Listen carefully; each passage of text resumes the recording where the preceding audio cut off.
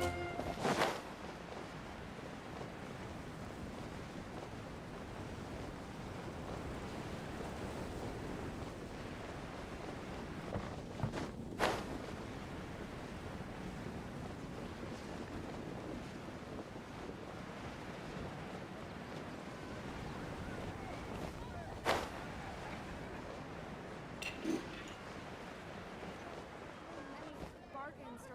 there, Catherine.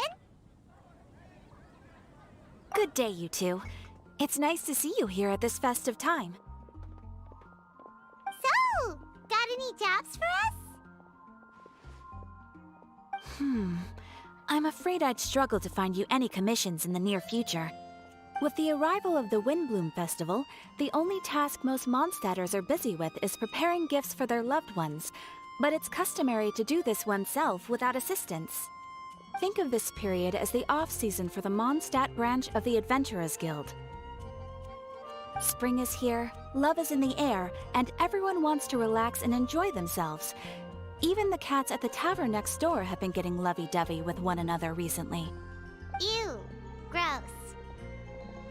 You know that feeling you get when you burst out the doors after a nice nap, hoping to make it to the store before the limited edition drinks sell out, only to get there just in time to see the last 2 glasses snatched away right from under your nose by a couple of pesky lovebirds? That's what this feels like. Perhaps you two could simply take this chance to... Traveler! Paimon! Thank goodness I found you. There's something I need your help with. Woo! Sucrose?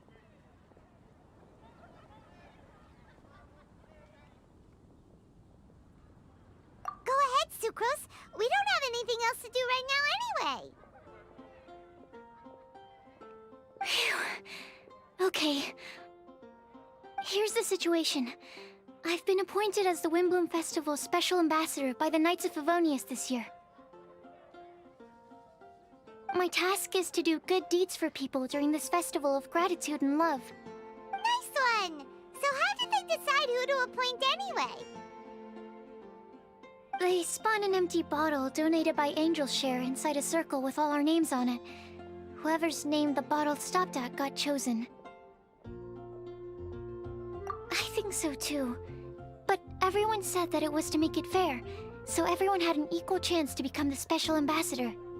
The thing is, I'm not great at dealing with people, so I was really daunted by it at first. But I'm still glad that I got this role. Luckily, I came up with a way to spur myself on, which has helped. Have a look. Is that a test tube? Yep, every time I do a good deed for someone, I get them to breathe into a test tube. That way, I can collect everyone's breaths of joy. Sounds fascinating. Are you gonna use them in your research? Yes. I believe these breaths of joy will serve as valuable raw materials for alchemical transmutation. With any luck, I'll be able to produce something truly miraculous.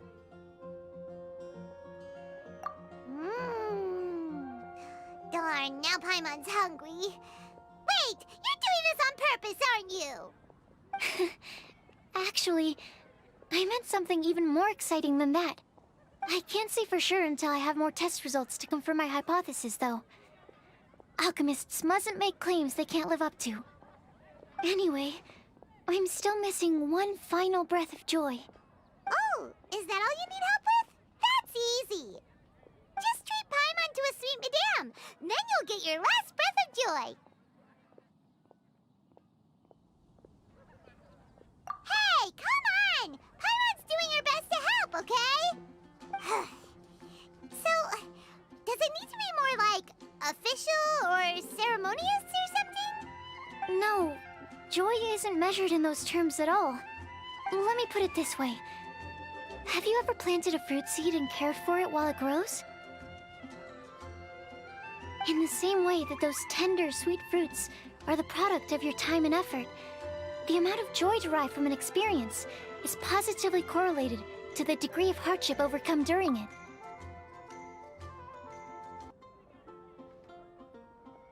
For example, in my case, I would say that to experience a statistically significant amount of joy, I'd have to do something like spend 6 months developing a medicine formula to a point where it was finally consistently effective. Similarly, in order to collect a significant amount of joy from other people, I have to find ways to do something sufficiently challenging on their behalf. Oh, Paimon gets it now. Long story short, you want us to help you find people for you to help. Oh, that's pretty tough given that it's the Windbloom Festival and all. Oh, I figured since you're such experienced travelers, you might have some ideas. But if even you don't know how to approach this... Yes, you're right. Well, if she's in, then Paimon will help too. With the talking anyway. But, if things don't work out, can Paimon still get that sweet madam? Oh, come on, Traveler. This is a festival of gratitude and love after all. How could you refuse? Excuse me, Sucrose? Could I borrow you for a second? Package for you. Oh, sure. Be right back.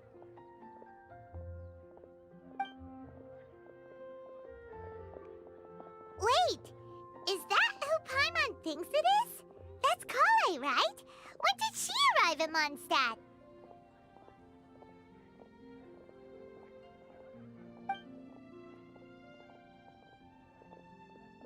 Let's go say hi!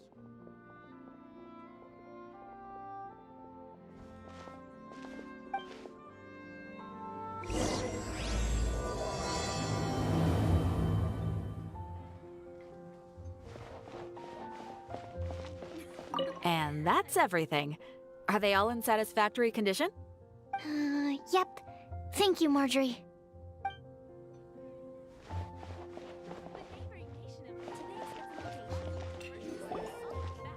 Kale! Hey! Oh, hey you guys. What are the chances? You were staring into space just now. Something the matter? No, don't worry. I'm fine. I was just looking at a Mondstadt children's book in the souvenir shop over there. While I was flipping through it, a piece of paper fell out. The writing on it was really mysterious. Almost like if you can do these things, you may light the lantern of utmost joy and receive a supreme blessing. And what does these things refer to? Find a flower that is not of this world. Find a guide who will never get lost. Find one who would never lie. Find a legend that never ends. So, 4 things in total. Here, have a look.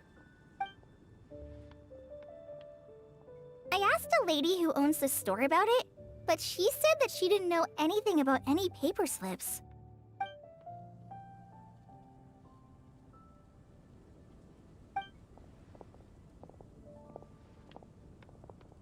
Hi there. Sorry to butt in, but what's the name of that storybook you just mentioned? Oh, it was called The Boar Princess. That is strange. I've read that book, and it sounds like that note you found has no relation to the story at all. Do you know her? Let Paimon do the honors. Kale, this is Sucrose, an alchemist with the Knights of Aphonius. And Sucrose, meet Kale. She's a trainee forest ranger from Sumeru's Avidia Forest. Hello. Hi.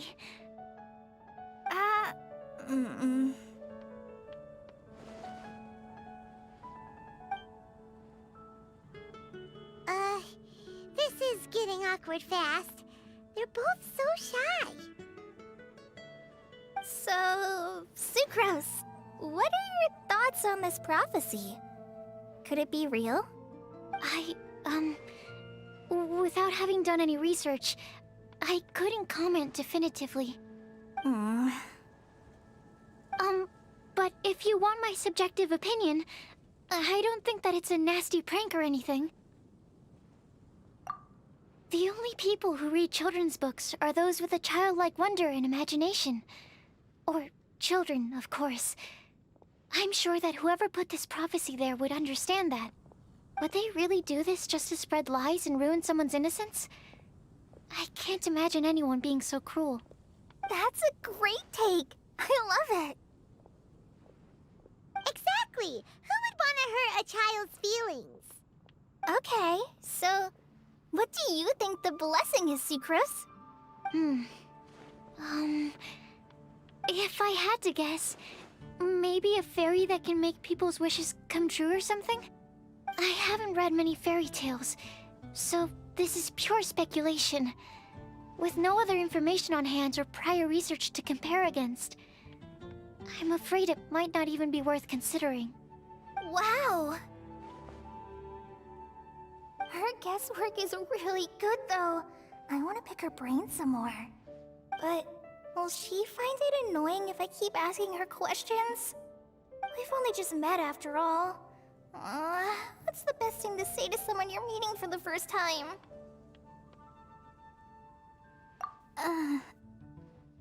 Well, yes. I mean, if possible. Then, what would you wish for, Kale? I'd wish for a better personality. Uh-huh. Huh? You can't waste it on that. You've got a great personality already. That's very kind of you. But if you know me like I do... Kale! I know that voice. It's...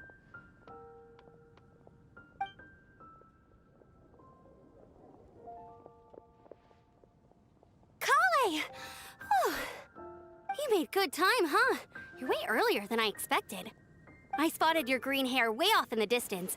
Good thing my eyes are sharp, or I'd have missed you. Amber! Have you been doing well? Did you finish all the pita pockets I brought you last time? You bet. They're getting yummier each time you make them. Huh? Wait, remind Paimon, have you been to Mondstadt before?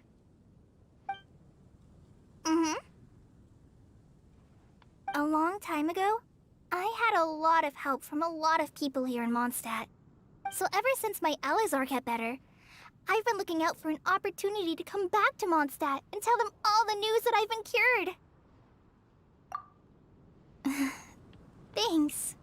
If it's okay with everyone, why don't I take Kale for a walk around town?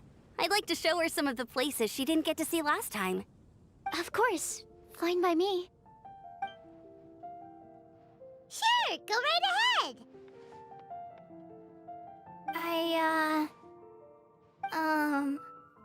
Sorry, Amber. I agreed to meet my traveling companions by the city gate in a few minutes, so I can't go with you just yet. Oh, that's all right. In that case, you guys go rest up, and I'll go see Master Jean to ask for some time off. Oh, okay.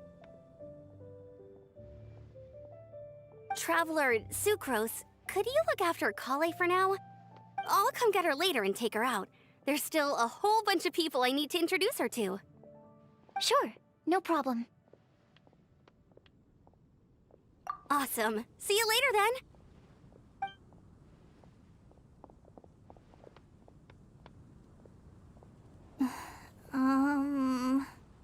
You all right there, Kale? You look kinda disappointed. I'm sorry. I'm just feeling a little shy today. Don't worry about me. Amber wants to introduce me to more of her friends. Am I gonna be able to cope? I've only met Sucrose so far, and I'm already struggling to make conversation. I wish I had a little more self-confidence. Then I'd find it much easier to make friends with people. It's nearly time! Let's go to the gate and see if they've arrived.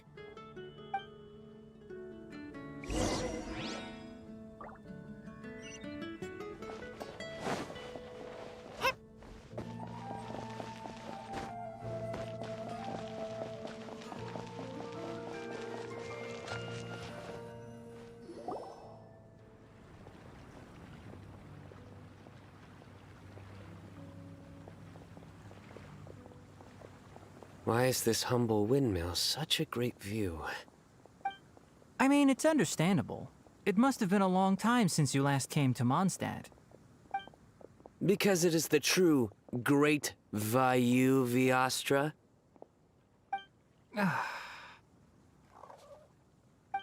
Oh, come on. Don't tell me you don't get it. View, Vayu, and also Mahamatra, Vayu Viastra? No?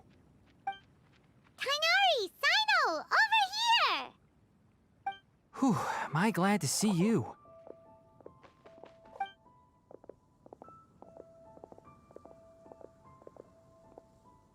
And who's this young lady? Master, this is Sucrose, an alchemist with the Knights of Favonius. We just met. Sucrose, this is my teacher Tainari. He's a highly respected forest watcher in Sumeru, and he's also a very famous botanist. Kale's exaggerating. I'm Tainari. Pleased to meet you. So you have a teacher as well. The pleasure is all mine, Tainari, sir. Yep, he's extremely knowledgeable too. And this is General Mahamatra Sino of the Sumeru Academia. He's really famous in Sumeru as well. Greetings. Though if I might say so, we're purely here for personal reasons. You needn't be unduly concerned with our official positions. And Kale, there's no need to use my full title. Sino is fine. Or sir, if you absolutely must. Indeed. We're not here in an official capacity, just to keep Kale company on her vacation. Keep me company? But it was you two that insisted on coming. Kale is very important to us. We felt obliged to ensure her safety on the long, treacherous journey to Mondstadt. But I've been here on my own loads of times before. What about your work, though? What if something bad happens while the General Mahamatra's away? There should be no issues. I have left my duties in the hands of my subordinates, and two especially reliable helpers. Oh, Sucrose. What were you saying about you having a teacher as well? I was just going to mention that I think we're in a somewhat similar situation. I'm an assistant to Mr. Albedo, Mondstadt's genius alchemist. Oh, please, Sucrose. Genius is an unnecessary epithet. It will serve only to leave an exaggerated impression of me in the minds of our guests. Mr. Albedo, but it is an objective truth. Hey, Albedo's here too! Great! The more the merrier!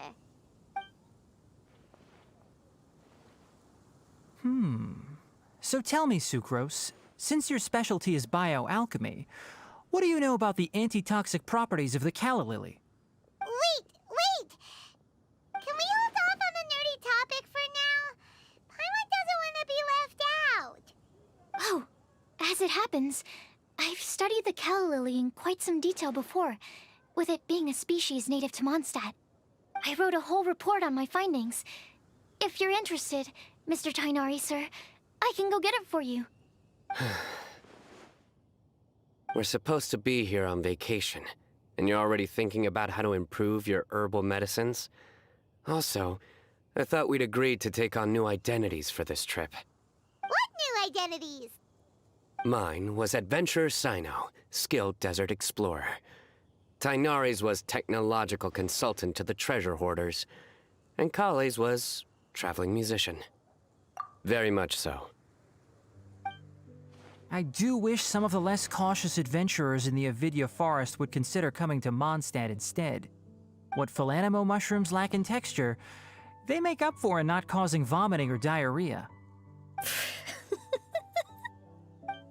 Are you contemplating using some compounds from the calla lily as active ingredients in a targeted antidote? Yes, I gathered a few on the way here, and my initial research suggests to me that it could be worth a try. Okay, I got it. But as much as I don't wish to be a wet blanket, it takes a huge amount of experimental data to conclusively prove how different drugs interact. Estimating the total development time would be very difficult. Add in the time for procurement and delivery of essential materials, and I'm not sure if we could complete development before you need to return.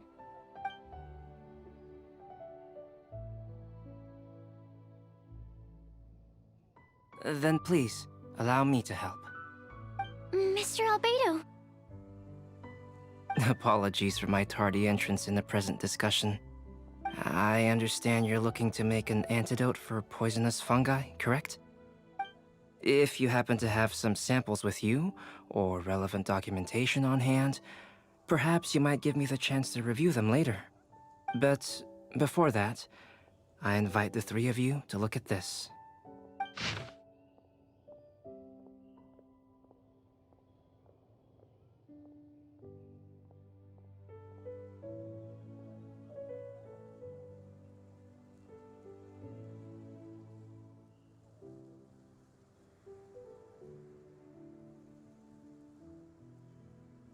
Food and lodging arrangements? Were you quietly writing this up the whole time? Paimon didn't even notice! Hardly.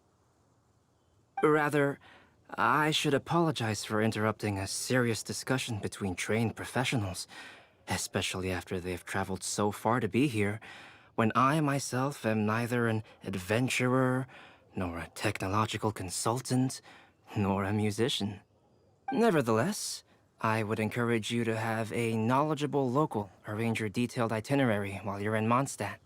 Take a look, and should you find anything here to be objectionable, it can easily be adjusted. This is too kind of you. These arrangements are quite excellent. It looks great!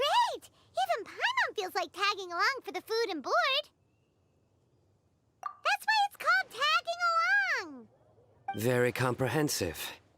The adventurer, technological consultant, and musician all approve. Thank you. Just one thing. We'd like the chance to cook as well.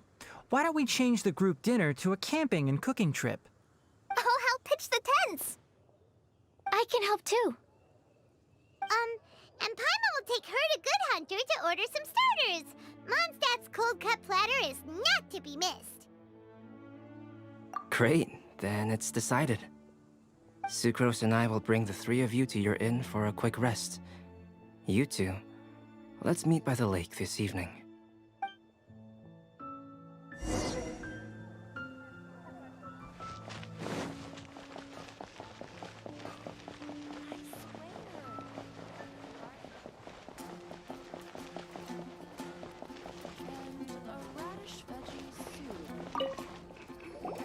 Hey, Sarah! Can we have a cold-cut platter to go? Sure, coming right up.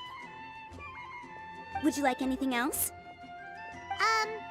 Do we, want anything else? Yay! So you do remember after all! You're just the best! Paimon will give you the sweet flower from that sweet madame as a windbloom. No need to worry about that! Paimon can make room for good food. All right, just a moment. Whoa. That was great. If that was a windbloom treat, then Paimon wishes it could be the Windbloom Festival every day.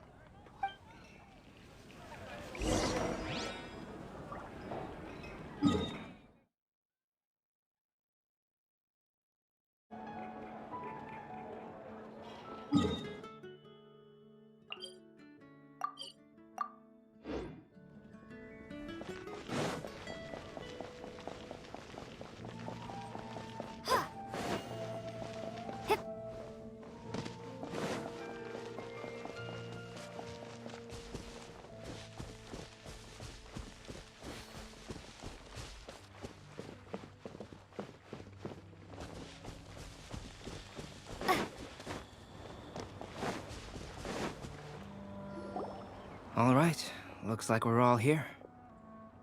Not at all. We just came early to set everything up, since we happen to be free today. Kale put up the tent so quickly, but still managed to tie very sturdy knots. You can really tell that she's a professional. I didn't do much apart from passing materials around. Thanks. It's all thanks to Master and Sino. They taught me everything I know. What can I say? For a skilled adventurer, this is just another day on the job. Are you quite finished?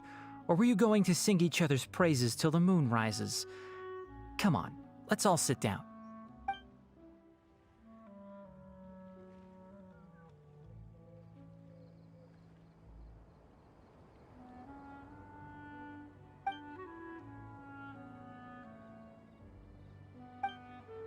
That sunshine sprat was really very good. I didn't watch you cook it, but I believe that the prominent umami flavor of the dish owes itself to more than the fish alone. That's correct. Any further deductions? Let me think. The aroma was quite uniform. Unlike that of a spice blend, it was also unfamiliar to me. So I would venture that it was a Mondstadt specialty. As far as edible Mondstadt plant species are concerned, calla lilies are usually used in soups. So if I had to guess, small lampgrass? That's right. I've long heard that Sumeru's fish with cream sauce is noted for its gentle texture, which brings out the tenderness of the fish. Here in Mondstadt, we're not quite as varied in the use of spices as in Sumeru, but the principle of bringing certain distinct flavors to the forefront through combinations of natural ingredients is very much the same. I liked it a lot. I'm curious as to the exact ratio of ingredients. I'll write a copy of the recipe for you. Would anyone like to try the nutrient-dense meal I made? I'll have some. What about you, Kale? It doesn't look like you've eaten very much. Is your appetite low at the moment? No. I just don't eat a lot normally.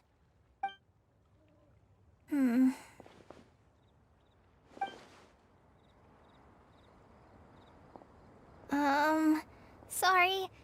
I didn't mean to make things awkward. Tainari, while we were on the road, we spotted something white, walking on two legs. Was that Paimon? Which day was this? Just after passing through Stonegate. Sino, are you sure your eyes were working that day? Or maybe your hood was blocking your vision? Paimon always flies. There's no way she'd ever walk. Is that right? I thought that you'd made me snacked on too many local ground nuts.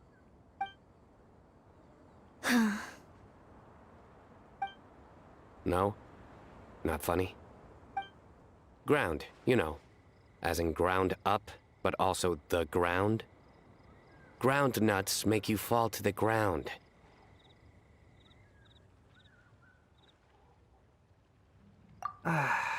Think of this as part of the process of getting to know Sino.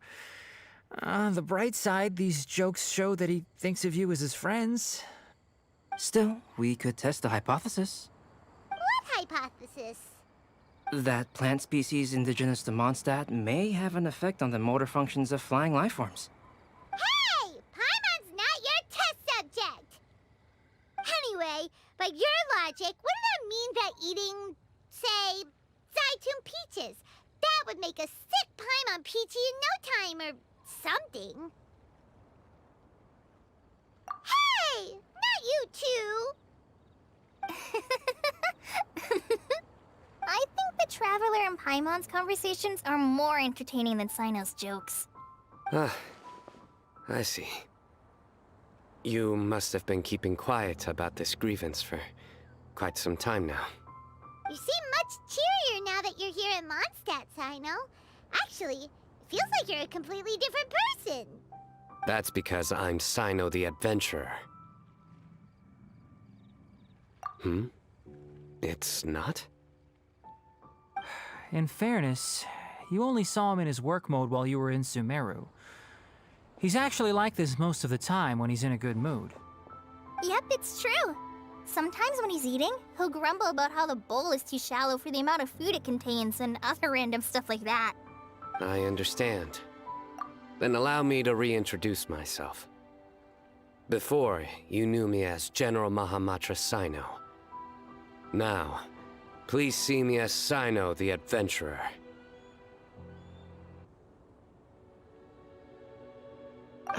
Yeah, so that's another thing he does. He'll keep repeating something he thinks is funny until you stop trying to resist. So you have two different mental states? Almost like different phases of matter. Interesting. I want to learn to do that too. I think in your case, the two states we would end up with would be highly conscientious sucrose and stupefied sucrose. Oh, by the way, was there any reason in particular that you chose Mondstadt as your destination on this occasion? Oh, well, Lisa once told me that the Windbloom Festival is one of Mondstadt's biggest events of the year. I wanted to take this opportunity to give everyone a Windbloom as a token of my heartfelt gratitude for everything they've done to look after me. Plus, it was a good chance for Kale to get out and meet some new people. Kale Lily. What? Kale's Windbloom. Maybe she should call it a Kale Lily. It sounds very Mondstadt. There's also cauliflower, which would technically make more sense, but somehow it doesn't sound as nice.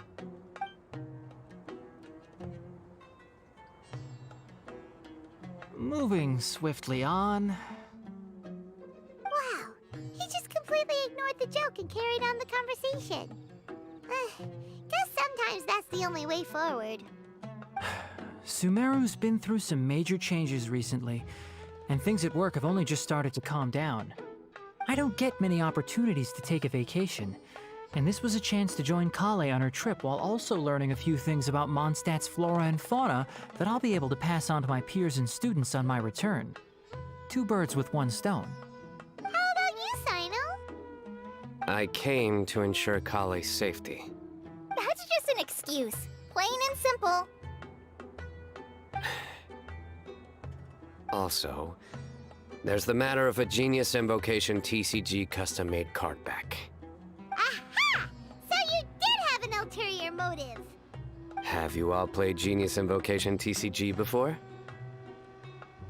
And that is why I am proud to call you my friend. When I first began contemplating getting a new card back, I asked around before eventually deciding to ask the legendary Mr. Calx for guidance. A friend of mine, Sawada, whom I played cards with on occasion, had been to Inazuma for the Irodori festival. He told me that Calx was a Mondstadter, so I should try my luck there. Calx? Isn't that... You mean, he's a friend of yours? I see. So, you came to Mondstadt in search of Calx. No, that is inaccurate. I came here principally to protect Kale. You most certainly did not. Kale's been here on the quiet numerous times, and this is the first time you felt the need to join. Not only me, same applies to you too, doesn't it? If my writer friend were here now, I'm sure he would describe this curious coincidence as having the makings of a good story. It's always a pleasure to meet a fan. Oh, here he comes. Wait, you mean you're Mr. Calx? Having my new friends address me by my pen name feels somewhat unusual. Please, just call me Albedo. Huh.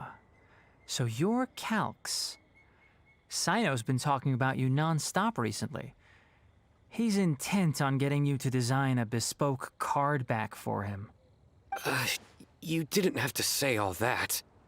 I don't usually take private commissions, but I believe that we are friends now, all of us.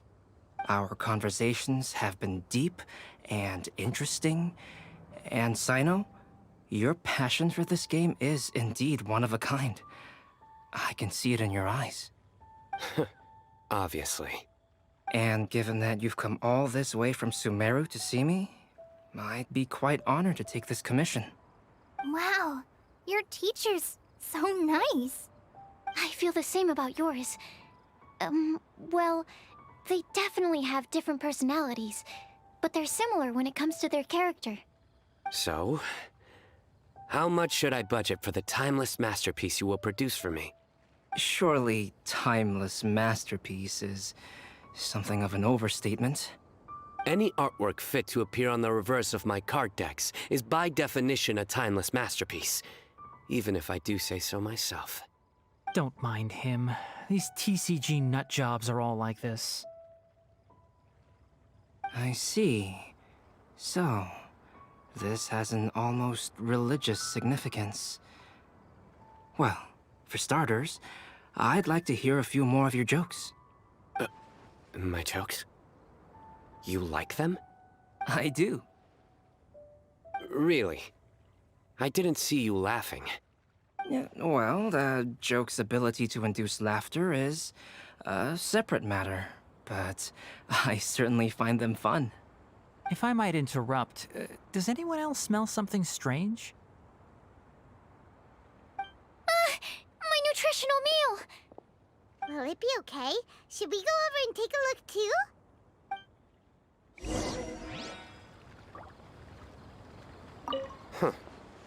So, a good joke is not necessarily required to make people laugh at them. I'd be grateful if you could check on Sucrose.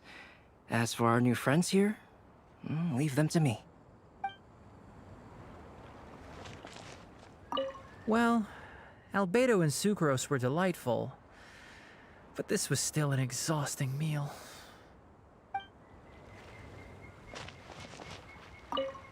The cooking pot. Is everything okay?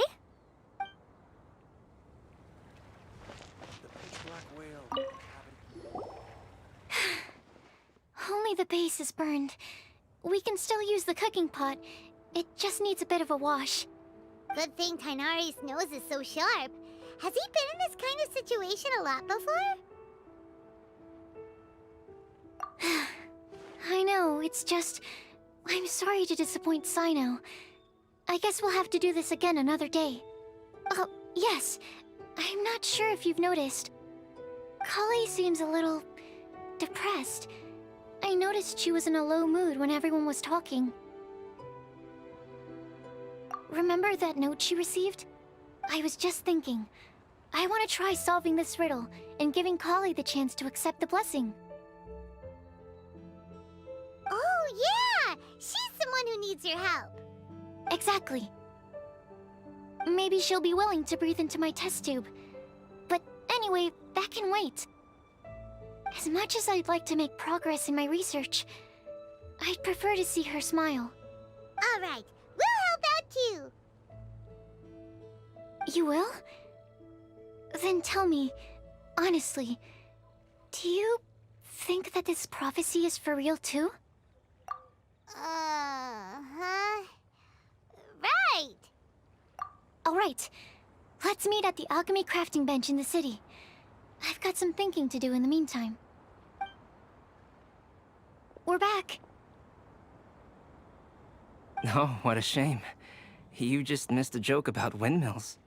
Stop, please. I don't need to hear it a fifth time. That bad, huh? Well, now Paimon really wants to hear it for some reason. Didn't you say you want to see the Dragon of the East at some point? When are you going? Tomorrow morning. And you? What are your plans? I'll go into the mountains to have a stroll and collect a few plants as samples. Oh, perhaps I could join you? I'll be looking for inspiration for these card back illustrations. Found you! I knew I was onto something as soon as I saw the fire. Wow, you have really sharp eyes. That's an outrider for you. Uh-oh. Did we break the fire safety rules or something? Actually, you didn't. Strictly speaking, you should have reported your plans first. But since two of our very own alchemists are here, I'm happy to look the other way. Ah, yes, introductions. I'm Amber, and this is the Reconnaissance Company Captain Eula, a good friend of mine. Good evening. You are friends of Kale, yes? A pleasure to meet you. Oh, Amber and Eula. The pleasure is ours. I've heard a lot about both of you from Kale. Oh, really? All positive, I hope. You asked that last time, too. Of course it was positive. I'd say. We hear the latest news about you every time you write to Kale.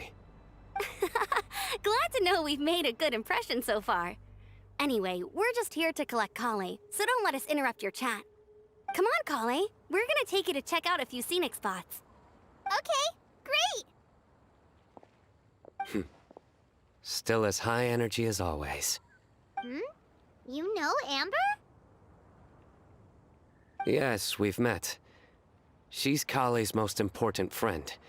And for that, we are also very grateful to her. That's Amber for you. Her outgoing personality means she can make friends with just about anybody.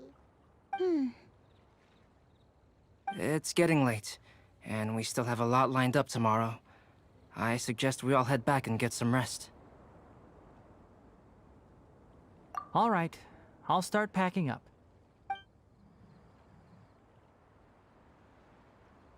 You're gonna get the tone-deaf bard to check out that note, aren't you? Guess Paimon knows you pretty well, huh? Knowing him, he should be hitting the taverns around this time. We can go corner him and make him answer our questions. Let's move!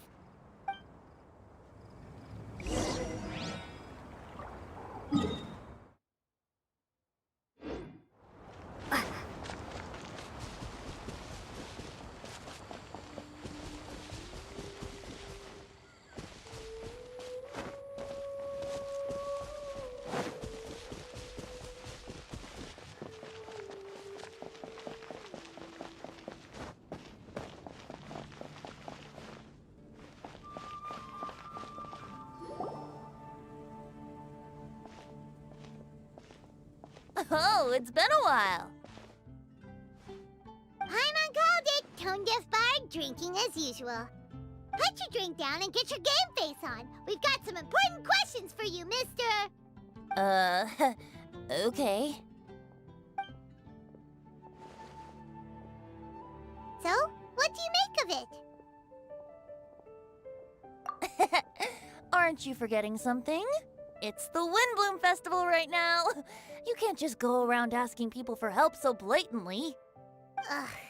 Well, if you won't tell us the answer, could you at least tell us if this thing's worth a shot? Sounds to me like you want a hint or two.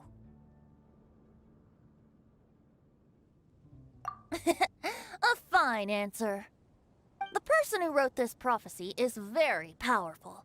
If you manage to solve the riddle, good things are sure to happen. Also, I happen to know where this lantern is. Once you've found the 4 things, I'll even write the location down for you. Isn't that generous of me? Whatever. We weren't expecting much from you anyway. You can get back to guzzling wine and blowing wind now. Oh, woe is me. Paimon sees me as nothing more than a drunken wastrel. There are actually a great many things that we bards are required to do. It just happens that enjoying life is the most important one. Once this is over, would you like to join me for a drink? You know, a favor for a favor.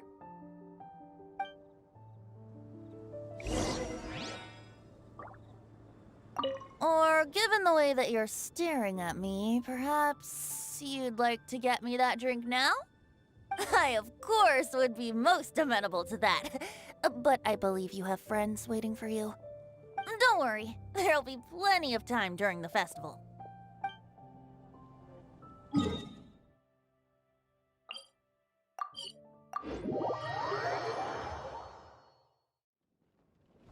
Academia? Oh, what happened this time? A flower that is not of this world. Not of this world. Sucrose! We've got some good news and some bad news. Which would you like to hear first? Let's have the bad news first, I guess.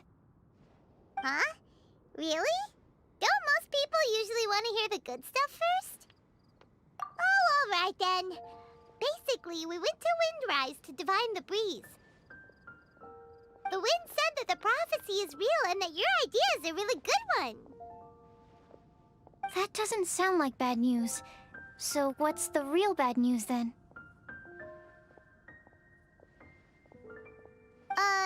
Paimon ate the bad news. Blame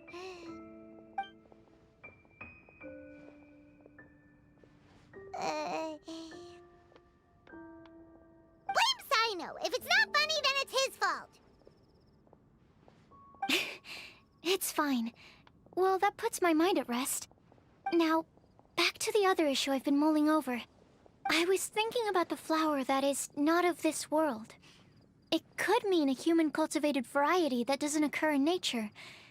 But that's basically claiming that it doesn't come from this world in the first place, when actually it's just a variant of an existing breed. So, the initial question is, can the flower's origins be traced back to a natural organism? If so, it cannot be correctly described as not of this world. But then, supposing we identified something outside of that category, whose job would it be to decide whether it belongs in this world or not? Then the question becomes, do of this world and from this world mean the same thing? Or is it deeper than that? Whoa, whoa, slow down! Paimon's head is already starting to spin. Okay, I did have one other line of thought as well. What about a flower created using alchemy? Would that be not of this world? Albedo may know the answer, but asking him right away would be like asking the teacher for the answers to your exam paper. It would render our search for the truth meaningless. I'd rather try and figure this out for myself. Could it be the wind bloom? Oh, now that you mention it, that's definitely a possibility. The wind bloom doesn't refer to a specific flower. Everyone defines what it means for themselves. In which case, the wind bloom doesn't exist in reality. This does seem like a promising direction. I've made a note. Okay, I better go read up on this. Yay! Paimon was actually useful this time! Guess we have that sweet madame to thank, huh? I'll need some time to prepare. Could we meet up here in, say, 2 days' time? Sure thing! In the meantime, we'll also think about the other 3 riddles in the prophecy. But, since we're really going for this now, shouldn't we say something to Kale about it? I originally wanted to leave it as a surprise for her, and I also didn't want to get her hopes up over nothing. But you're right, Paimon. I'll need to be careful how I word it. But I'll try to find some time over the next couple days to mention it to her. Alright, thanks so much.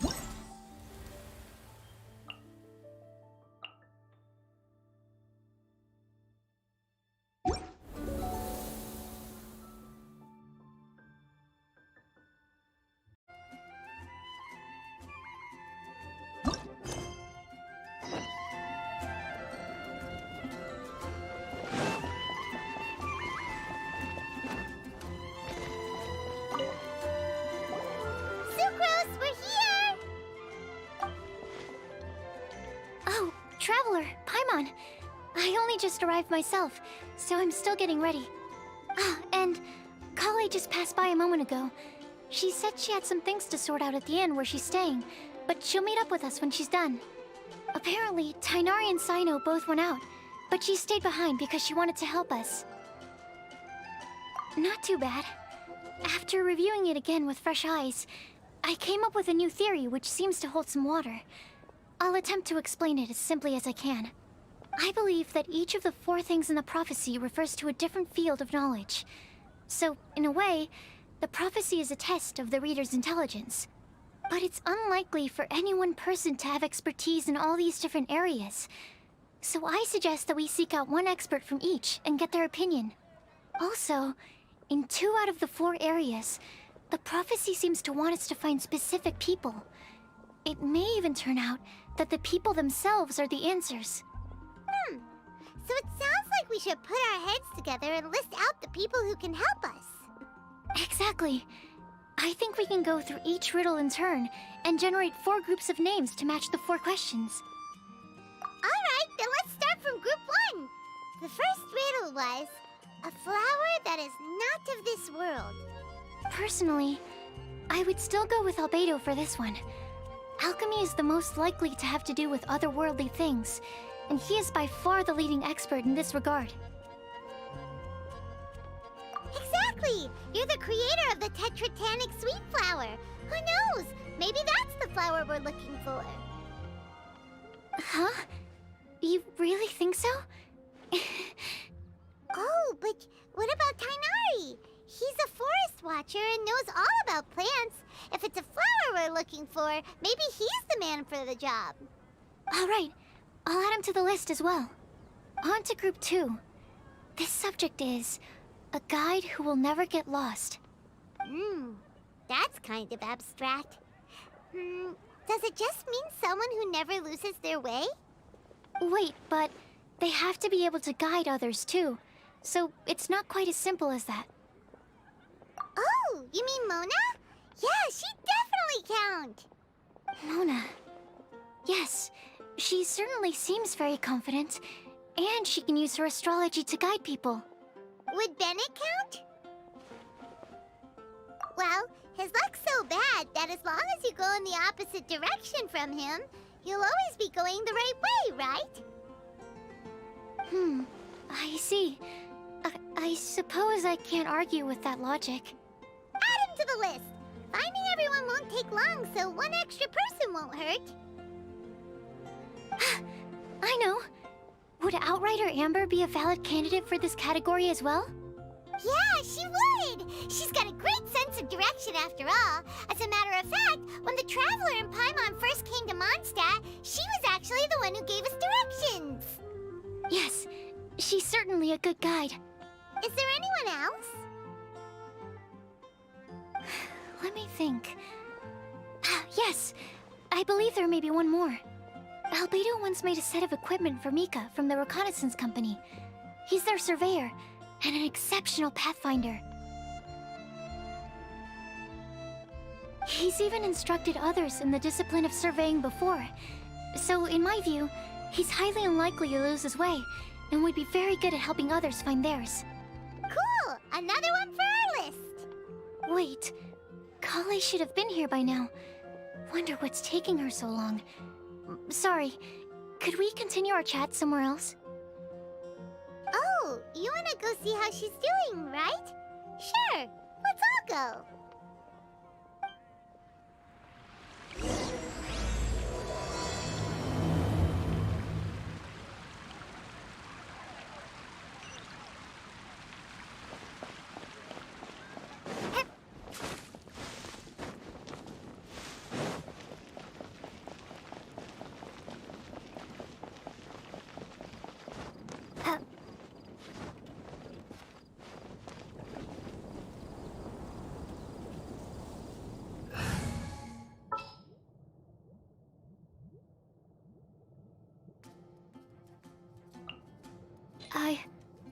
I can do it.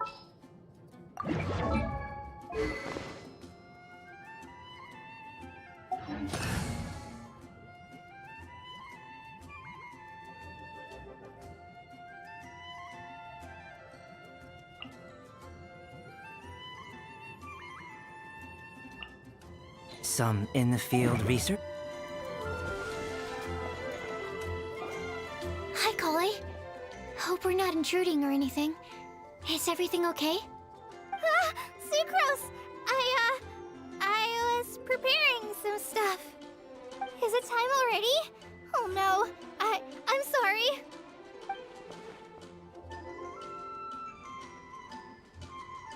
Don't worry. The Traveler and I only just met up. We were just worried that you might get lost along the way, so we thought that we'd come get you. Thank you. I'm ready to join you now. How's that thing going? So let's pick up where we left off. Next up is the third line. One who would never lie. Anyone spring to mind? You really think so? Seems like it would be pretty difficult for someone in his position to avoid having to lie.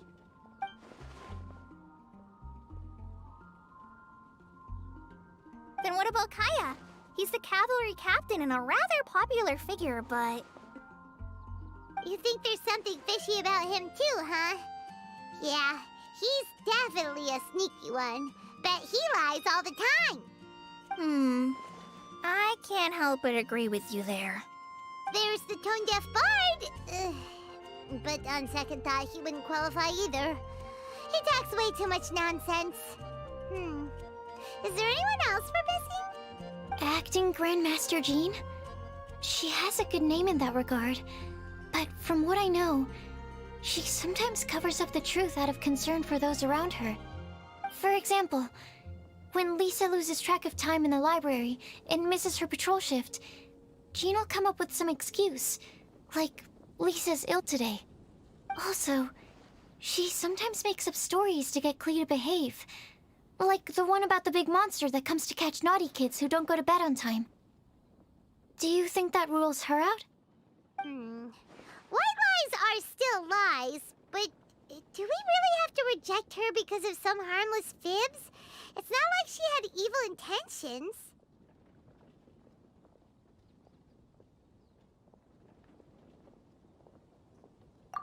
No, we're the ones being strict. Rosaria doesn't strike me as the type of person to lie.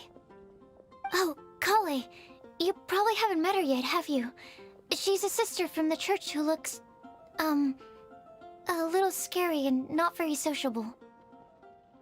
She stopped by the alchemy bench once, a long time ago, and asked me about Albedo. I thought maybe she was trying to find him, for work or something. But when I asked, she just said that she was curious about him because he was so intelligent, and wanted to talk to his assistant to find out what he was like. A lot of people might have given a more tactful justification, but I could see in her face that she wasn't trying to hide anything. She was just very direct and straightforward. That's why I don't think of her as the lying type. Rosaria doesn't look like the sort of person you'd want to get into a fight with. Maybe she just fights her way out of situations that some people might lie to get out of. I can definitely see that. I've also heard the other sisters say that Rosaria doesn't even make excuses when she skips choir. She just doesn't show up. She's a tough cookie, huh? Let's put her name down. In that case, I think Sino fits in this list too. True. Lying's probably more trouble than it's worth for someone like him. Kinda like with Rosaria. Oh, and Paimon also nominates Razor. Bet he couldn't lie to save his life. I've also got someone else in mind. Noelle, the trainee knight. She's a very honest person. I don't think she'd tell a lie. Alrighty, write her name down too. Wait, there's one more person. You know, our long-standing staffer at the alchemy bench. Huh? You mean Timaeus? Yes, him. Truth be told, he's been love-struck recently. He swore that he wouldn't say a dishonest word or slack off until he succeeds in getting the woman he loves. Timaeus has a crush? Yes, that's right. Well, who is it? Do you know her? I've never met her. All I know is that she's from Liyue. Timaeus says that she's fun, has a great personality, and is very, very good-looking. Since we're on the topic, helping Timaeus win the lady of his dreams was also one of my goals for this Windbloom Festival. But how can we help with that? I don't know. Make sure he uses nice paper and a fancy envelope when he sends letters to her. Help him pick a nice gift and wrap it properly. That sort of thing.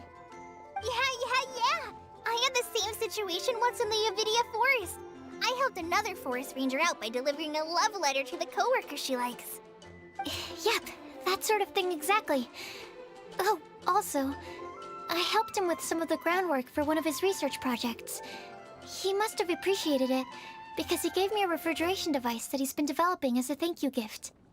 Is it any good? I mean, it looks nice. Sounds like a no.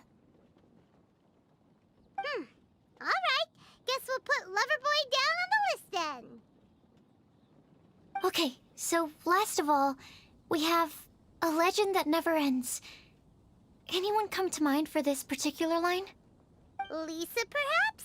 A librarian understands books best, and aren't most legends written down somewhere?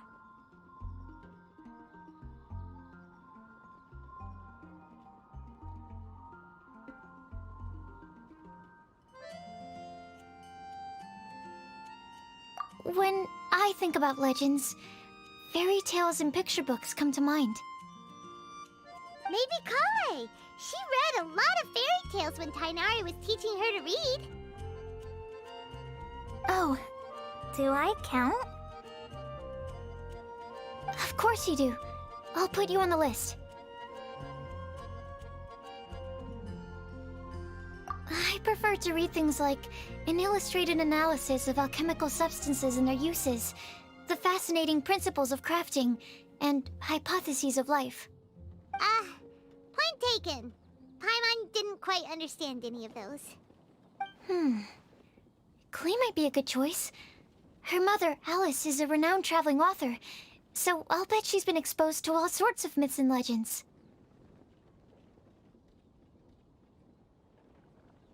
Alright then, Klee makes the shortlist. Well, that should just about do it. Next up, we should go and ask the people on the list about the prophecy. Do we have to ask absolutely everyone on the list? It seems like a lot of people. It is.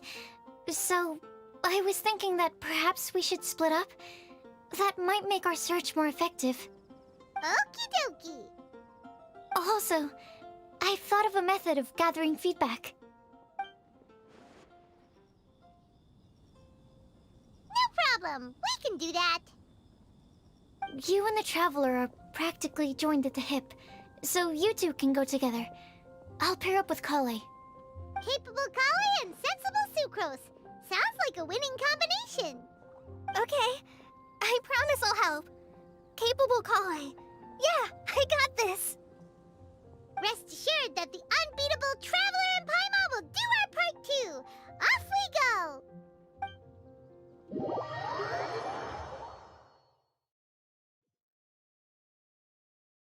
I plan on starting from the person with the most defined stronghold. So let's go to the library. Lisa should be there. Stronghold. That's an, interesting word to use.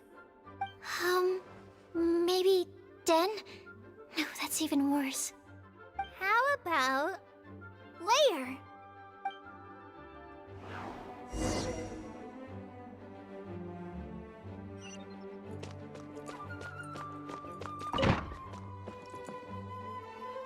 Here we are, Lisa's lair. Oh no, that was a bad word choice. Now Sucrose is using it. It's all my fault. Lisa, might I ask if... Huh?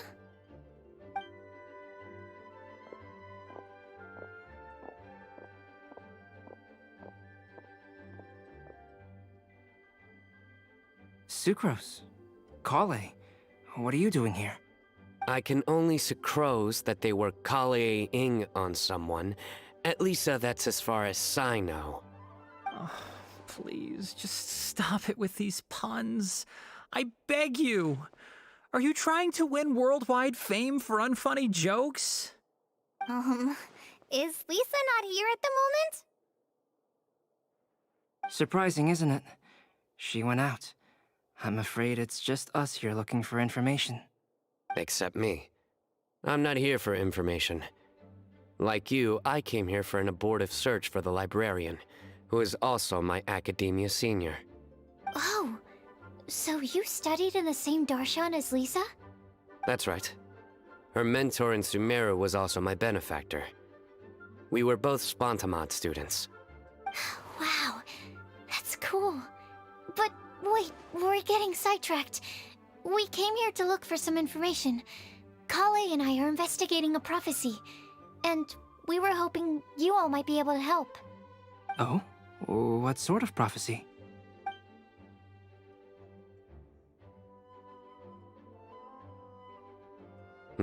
I see.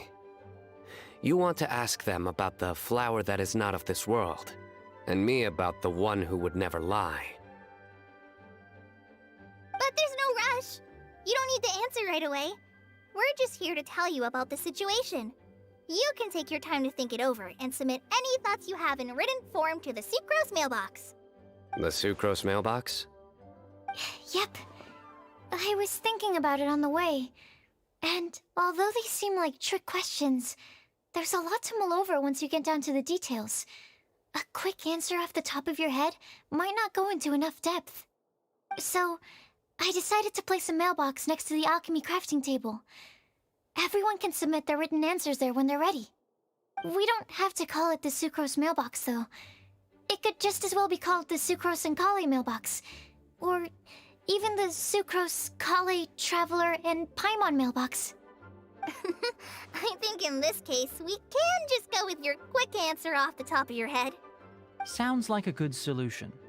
Certainly more reliable than verbal discussion alone. Agreed. Certainly when it comes to discerning whether someone is a liar or not, you cannot simply take them at their word. Understood. Once we've had a look into it, we'll place our replies into your mailbox. Thank you all so much. Okay, let's tick them off the list and carry on working our way down. Already done.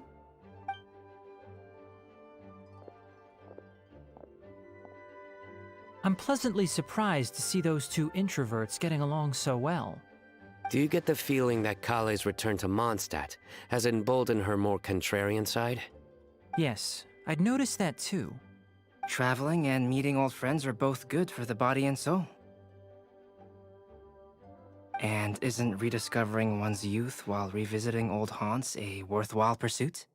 When I first met Kale, she'd never known happiness or youth. But things are different now. Her Elazar being cured was a huge milestone in her life. Kale is a very sensitive and introverted child. I'm sure you must have noticed that too, Albedo.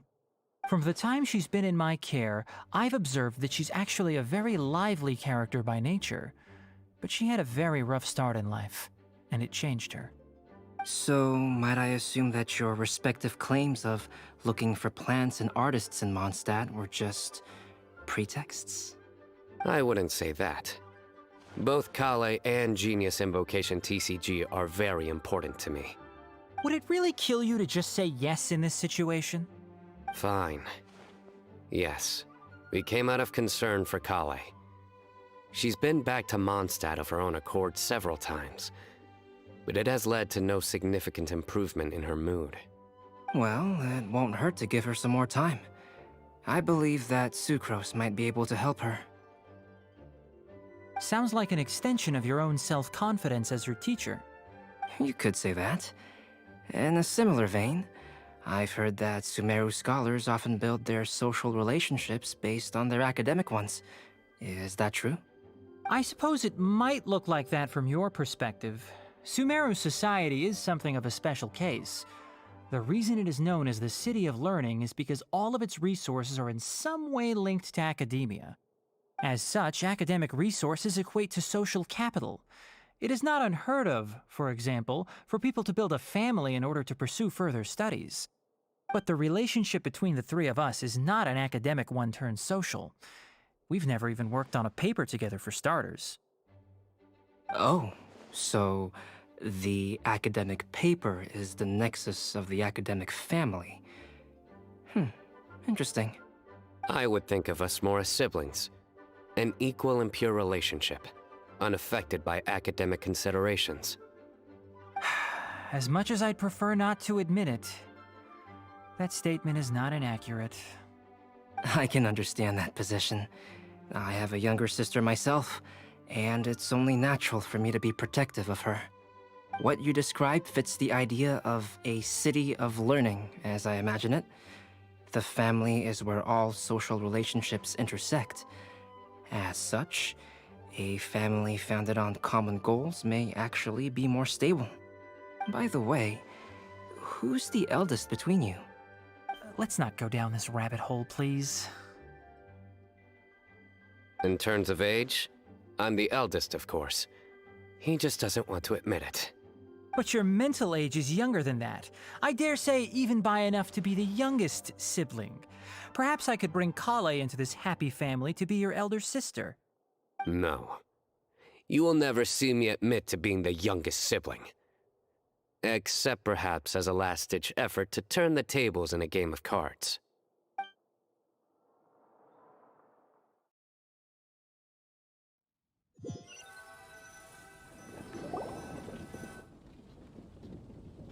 Guess we'll leave Kale and Sucrose to it.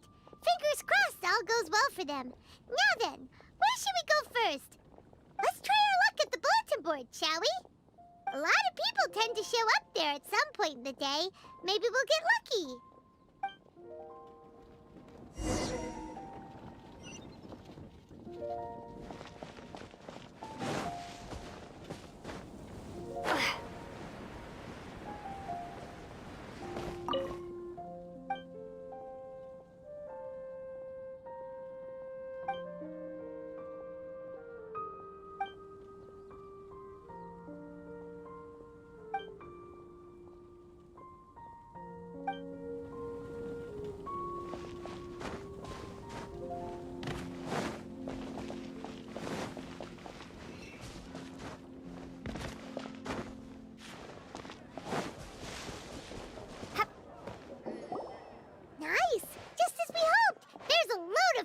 Here. Huh? Even Lisa's here. Hey there, Traveler and Paimon. It's been a while. How have you been? We've been doing pretty well.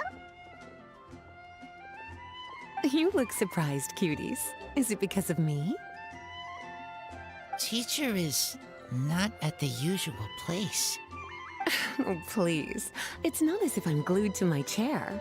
I like to get out for a little fresh air every once in a while.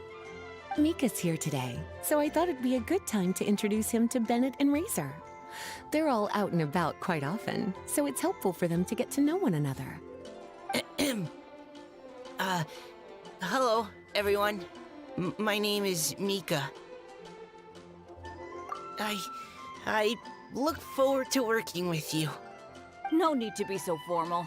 We've known them for ages. They're cool. Windbloom. Fun? Actually, we haven't gotten to the fun part yet. We've been busy investigating a prophecy. A prophecy? What kind?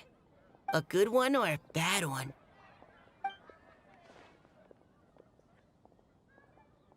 Gosh, that all sounds quite fascinating. I can't believe I made it onto your list of names. You really think I'll be able to help? Believe in yourself. Right. Believe in yourself. You're a first-rate adventurer, Bennett. Okay, then in that case, I'll step up and present my thoughts on the matter. Except I forgot I'm not really good at organizing my thoughts. Oops. Oh, there's no need to tell us all of your thoughts right here and now. Sucrose said she'll put a mailbox next to the crafting bench, so you can just write down your thoughts when they come to you, and drop them there. A meticulous and efficient plan. Yep, that sounds like Sucrose. I will think also. Give me some time. You still have other people on your list that you need to go see, right? We should leave you to it. Don't worry about us. We'll drop off our letters at the mailbox as soon as we're done. Okay, bye for now. Let's head over to Star Snatch Cliff next. Maybe we'll be able to find some people there. And even if we don't find any familiar faces, you can see really far from up at the top. Maybe we can find people that way. Oh, you're working so hard. Do be sure to get some rest when you can. If you get tired, you know you're always welcome to visit me for a break and a cup of tea.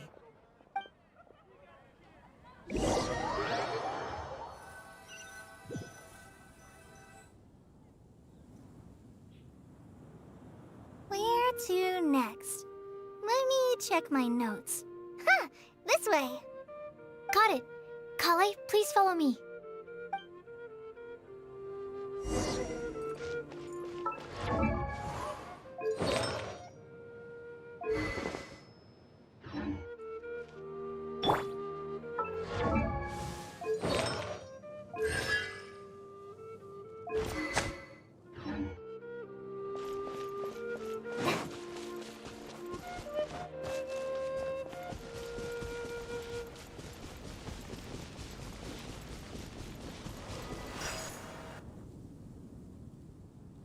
Oh, it's our lucky day.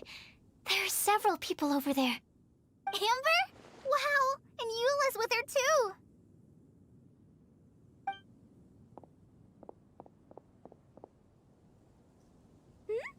Oh, it's Sucrose!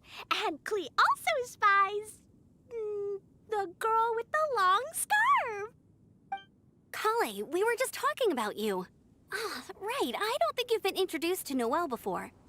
Kale, this is Noelle, maid of the Knights of Favonius. Nice to meet you, Kale. I missed you the last few times you were in Mondstadt, so I'm glad to finally meet you in person. Oh, nice to meet you too, Noelle. My name is Kale. But you already knew that.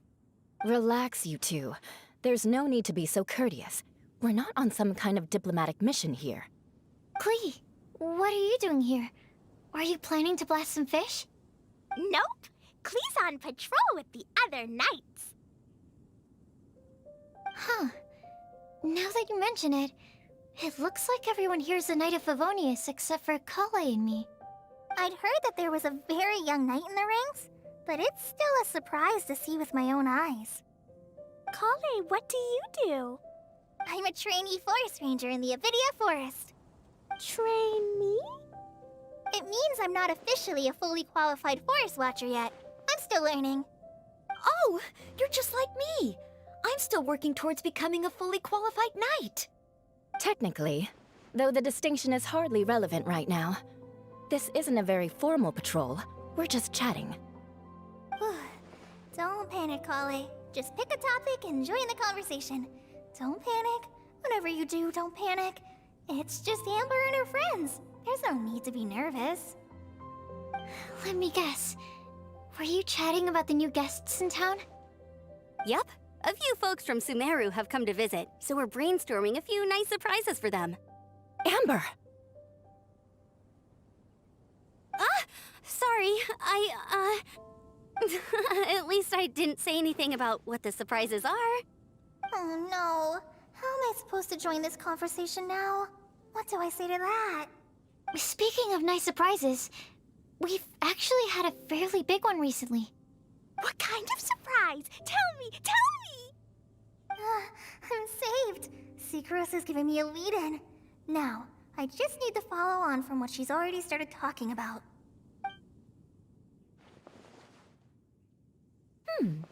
What an interesting prophecy. I have no idea what the answers could be, though. So essentially, you're gathering information to help you solve the riddles, correct? I'll do my best to help. Thank you so much, Eula. Anytime. There's no need to answer right away. We'll put a mailbox next to the crafting bench for people to drop us a note once they've thought of something. I'll drop something in there for sure. Nice idea. I think we can all commit to writing a note. We'll see what we can come up with. Yup, don't worry. You can count on us. But we do have to finish our patrol first. What route are you taking today? We started in the Stormbearer Mountains, and we'll end at the city gates. You'd be very welcome to join us, but it sounds like you're pretty busy with all this. No. There's always next time. We'll join up with you after we're done working through this prophecy. Oh, yeah, so, we'll be on our way for now. See you later. Have a safe trip back.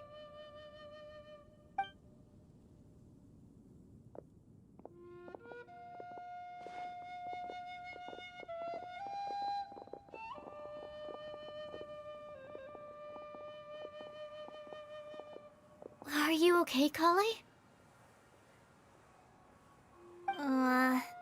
Was it that obvious? No, not at all. It just looked like you had something on your mind. So that means it was obvious. Whatever's bothering you, you can talk to me about it if you want. I'm happy to help. Thanks, Sucrose. Well, the truth is, I don't really know how to act around Amber and the others. Really? I thought you two were good friends. We are. Amber's a really important friend to me. I don't know. I guess if I'm being completely honest, the problem's probably with me. The first time I came to Mondstadt, I was really immature.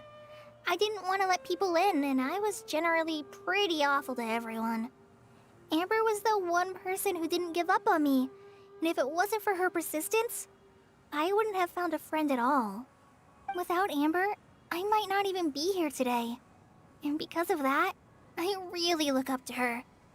I think of her as my role model, and hoped that maybe one day, I could learn to be like her. But after trying and failing for several years, I think I finally realized. I'm no Amber, and I never will be. Looking back, it seems silly that I ever thought like that. We're nothing alike at all. My personality's so... weird. I always get so anxious and I overthink everything. Aw, Kale, don't say that. Sucrose? Would it be okay if I told you a bit about my past?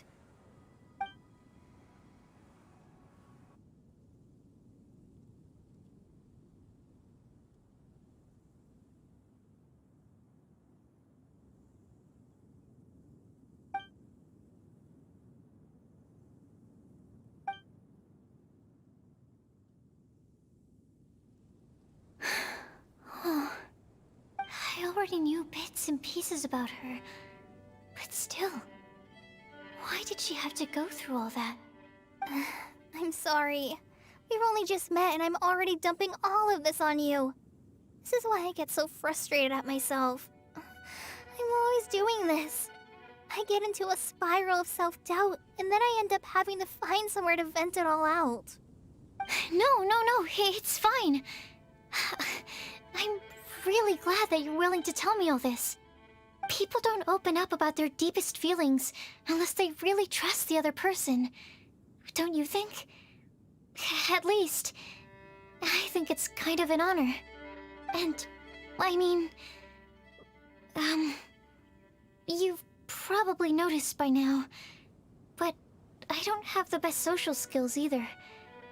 I always just end up talking about the things I'm interested in, and going on and on. But even so, you still listen to me when I talk my head off about alchemy. It's a relief to listen to you talking about yourself for once. If you hadn't told me all of those things, I never would have guessed that you struggle so much. Honestly, I feel like we're very similar people.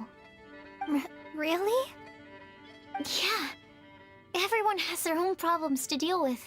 I certainly do. All the feelings that you talked about just now, I totally get it. It takes so much more effort for us introverts to fit into a crowd. When you were saying about how you try to think about what to say in advance, and you're constantly terrified of saying the wrong thing and making things awkward, I relate to that so much. Oh, and also that part about studying under a genius. In fact, before meeting you, I'd never met anyone who seemed so similar to myself. Oh. I'm not very good at giving words of comfort or anything, and I'm not gonna tell you to just get over it or stop worrying about it. How about we just sit here for a little while? We don't have to force a conversation if we can't think of anything. We can just sit here together. Sucrose has stopped talking, but for some reason, this doesn't feel awkward at all. Maybe she's right, and we're more similar than I realized. And Sumeru, I always like to find a quiet place to just sit and watch the scenery, but it's always by myself. I never thought there'd be a day when I could do this with someone else by my side. Mondstadt's breeze is so gentle and soft. Hey, Kale. See that cloud over there? Doesn't it look like one of my test tubes? I don't think so. Sorry. Then maybe we're not quite on the same wavelength on everything. At least, not when it comes to looking at clouds in the sky. Thank you, Sucrose. I feel much better after talking to you. Yeah, it helps a lot, doesn't it? I also vent to my flasks sometimes. The next time we get the chance, I have to show you my Tetratanic Sweet Flower and my Tetratanic Windbloom. Your Tetra... what? 2 of my favorite things I've made. They're really cool. I think you might like them. Oh, okay. Yeah, you'll definitely have to show them to me sometime. I brought some crackers with me. You want one? There's cheese flavor or tomato flavor. Sure. I'll try the cheese one. Aw, look! They're enjoying the scenery together. Shall we go play with them? No, it's fine. Let them sit for a while. We're not what Kale needs right now. She needs a new friend. Someone different who's never met her before. I don't get it. Is there a difference? There is. You'll understand once you're a little older, Klee. People can draw different kinds of strength from different kinds of friends. And right now, Kale needs someone that's just not the same old me.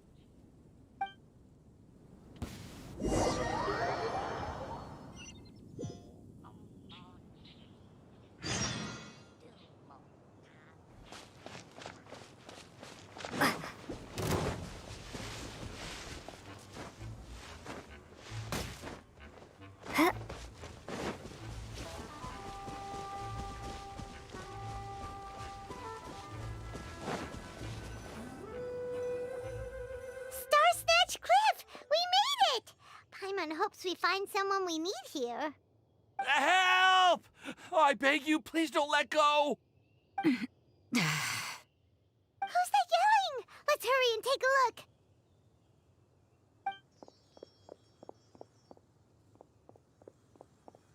Timaeus? And we also have Rosaria and Mona? What kind of mishmash ensemble is this? Good question. What kind of a motley crew is this? It's been a while, traveler.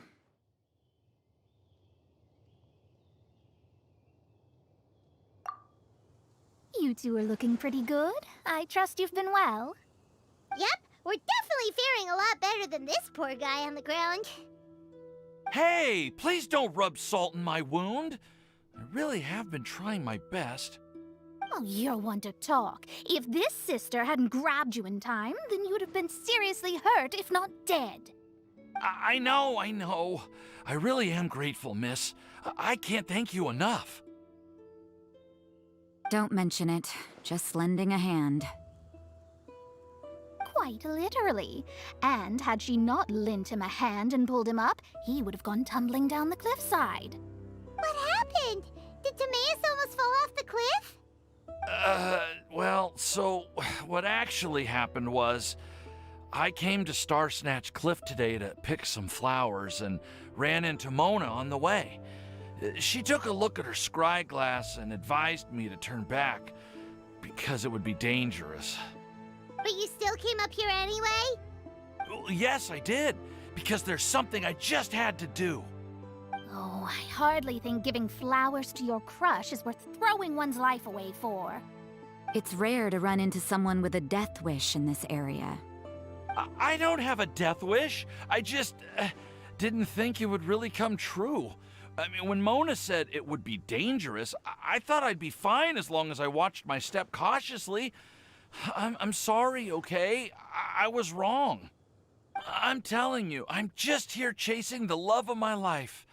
Love-struck Mondstadters is what the Windbloom Festival's all about. Okay, that explains you. But why is Rosaria here? I was looking for a quiet place to escape the crowds. I wasn't planning on having to save a life along the way. So that's why the Scryglass just showed danger instead of fatal danger. Very funny. Anyway, Traveler and Paimon, what brings the two of you to Star Snatch Cliff? Just trying our luck. We've got a lot of people we need to see today, so we've been all over the place. Actually, you're some of the people we were looking for. Huh?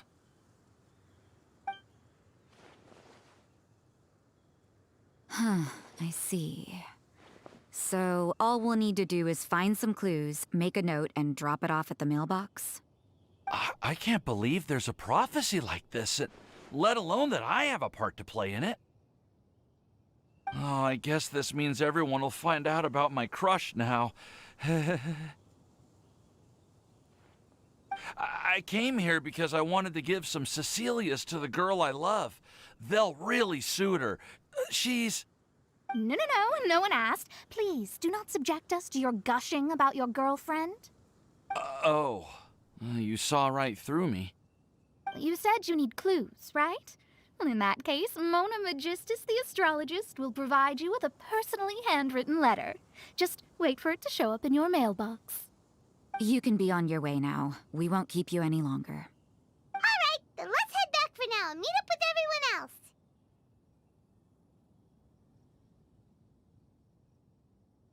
Will do. This is all so embarrassing. Thank you both.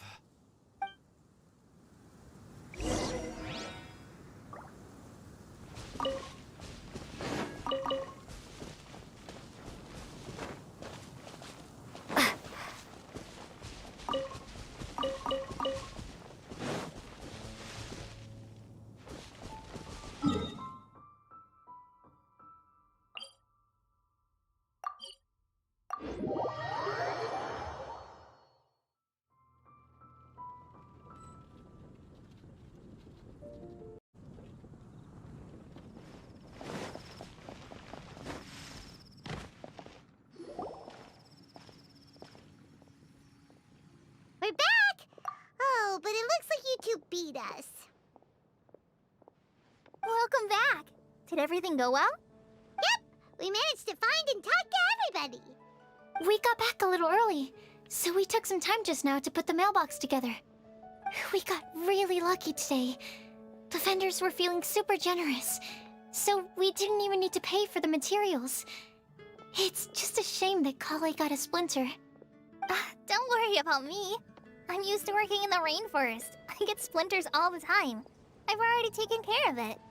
We've already wrapped up everything on our to-do list for today. So, all we need to do now is wait for everyone's letters to arrive. Traveler, Paimon, why don't you get some rest while I keep an eye on the mailbox? You're definitely your master's student, Sucrose. As long as you or Albedo are around, Paimon can relax and know that everything's taken care of. Stop. You're embarrassing me. Wait. Actually, there's one thing that still needs taking care of. Paimon's starving. Hey, Traveler, you want to get dinner? Your treat. I'll go with Sucrose to return the leftover materials to the vendors. You two, go get a proper meal. We can't have anyone going hungry. Yeah, now would be a good time for a break. Once everything is ready, let's meet up here again and collate all the information we've gathered. Sounds like a plan.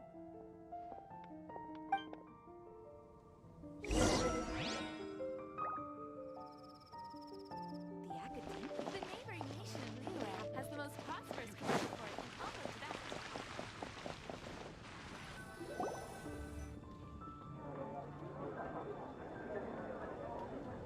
Paimon will have this one, and this one, ooh, and this one. Hey, Paimon's really hungry! And don't forget, Paimon's also ordering for you, too. It's not like Paimon's gonna eat everything by herself.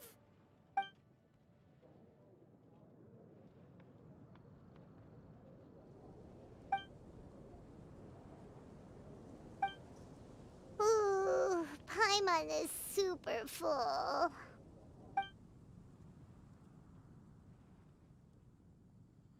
Is everything packed up and ready? What do you think about meeting up at 5 to go to my house? Yes, everything's ready. I've packed some great wine and smoked ham. Oh, your parents will love it. Ham? Look, we've known each other for quite some time now. Don't you think it's been long enough for you to remember that we only eat bacon in my house?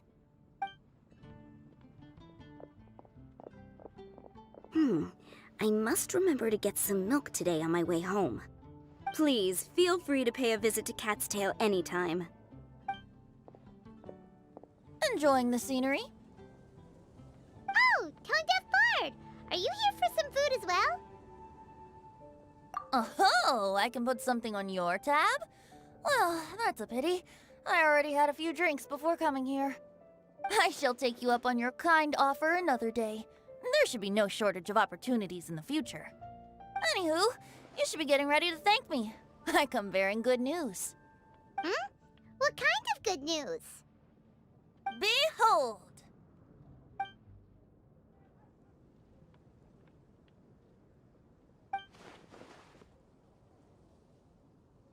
What is it? It's what you need the most right now. The answer to the prophetic puzzle. Simply head to the location marked on the map and you'll find the lantern you've been looking for. However, if I were you, I wouldn't just go and reveal the secret right away. As you've seen, a lot of people have been laboring hard to uncover the answer. A secret is like a well-aged brew. The aroma from the bottle is sweetest when revealed in the company of friends. Then it's settled. I'll leave you to your business for now. Feel free to find me for a chat again once you're done working through the prophecy. Also, if you have some time, we could organize another fast-track love poem class. Oh, you're starting that up again? I sure am. Nobody else has signed up this year, though, so the duty to learn falls on you. Anyway, see you later. Benti always looks so relaxed whenever we run into him. Paimon can't help but be jealous. Excuse me, if you don't mind, could I chat with you for a moment? Oh? Who are you? You may call me Scarlet. Just like you, I'm a traveler visiting Mondstadt from another land. Mind if I buy you a drink? Leaving the door open for another time, I see. I can tell that you've dealt with a lot of people during your travels. You can tell? Well, we are very experienced adventurers after all. I can. That's why I tried to strike up a conversation with you in the first place. I was on my way to go shopping earlier when I overheard your conversation next to the crafting bench. From what I could gather, you are trying to investigate a bizarre prophecy? Yep, bizarre is definitely the word. Don't you think it sounds just like the kind of story that would happen in Mondstadt? Anyway, that's why I wanted to ask you a favor. If and when you manage to unravel the answer to the prophecy, could you let me know what it is? Not so much the prophecy itself, but Mondstadt as a nation. That's what I'm interested in. I was born in a distant land, but I have family and friends who once lived in Mondstadt for a long time. They said that it's a great place full of fairy tales and romance and recommended that I come for a visit. As it happens, someone I know has an anniversary coming up soon. So I figured this would be a good time to come here and see all the sights that she once saw. What do you think about Mondstadt so far? It certainly lives up to its name as the city of romance and freedom. We think so too. So, about the prophecy. Thank you. You're very friendly. It's been a real pleasure to meet you. I'll leave it to you then. Hope you continue to enjoy the city and have a wonderful day.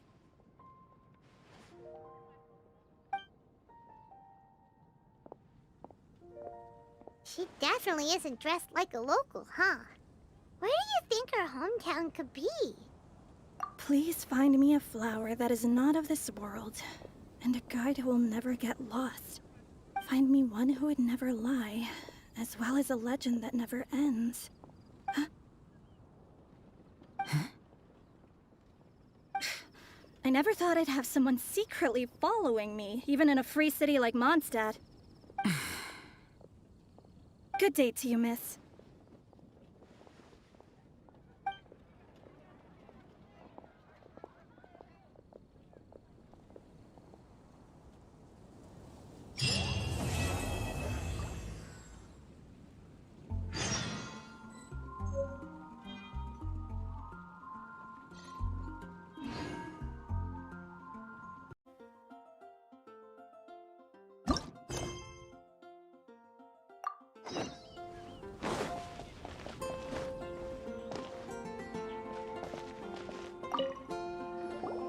Hey, we're here!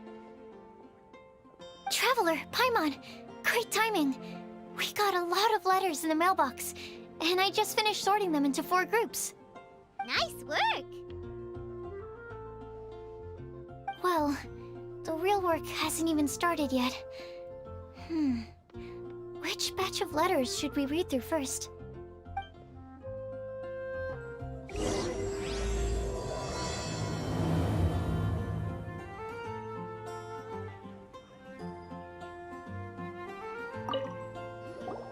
Hey, we're here! Traveler, Paimon, Nice work!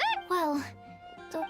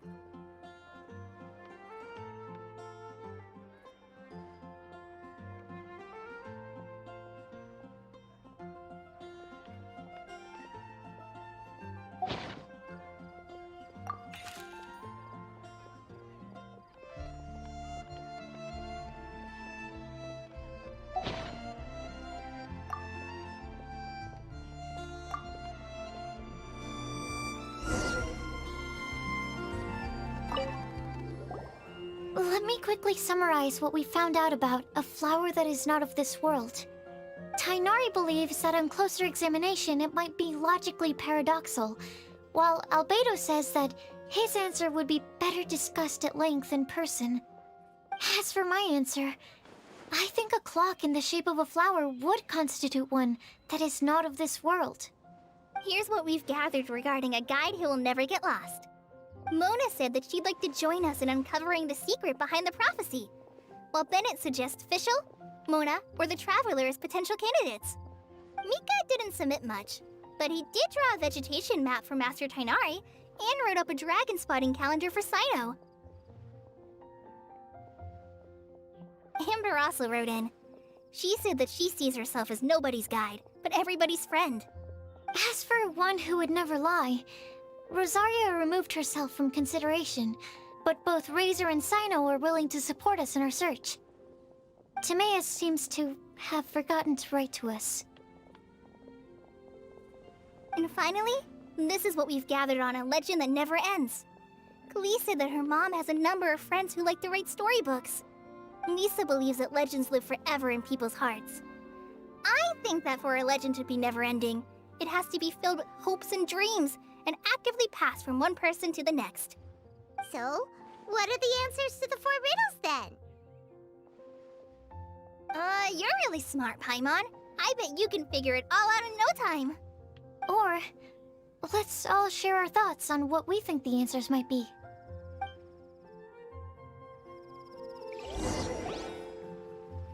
Wait!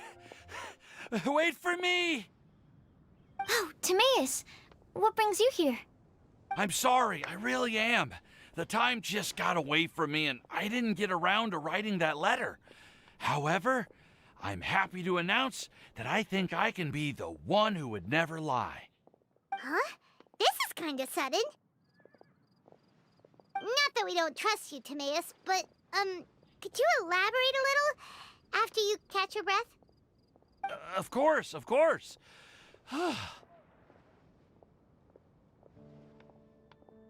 Do you still remember the time I, collaborated with a certain Miss Ying-ar?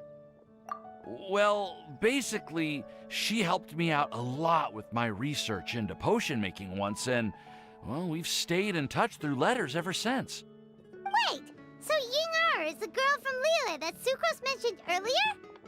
We always assumed you were hard at work every time we saw you at the crafting bench. So you've just been writing letters to Ying-ar the whole time? No, I mean, not all the time. I've done some work too. And anyway, our correspondence covers a lot of serious topics, like perfumes, potions, alchemy.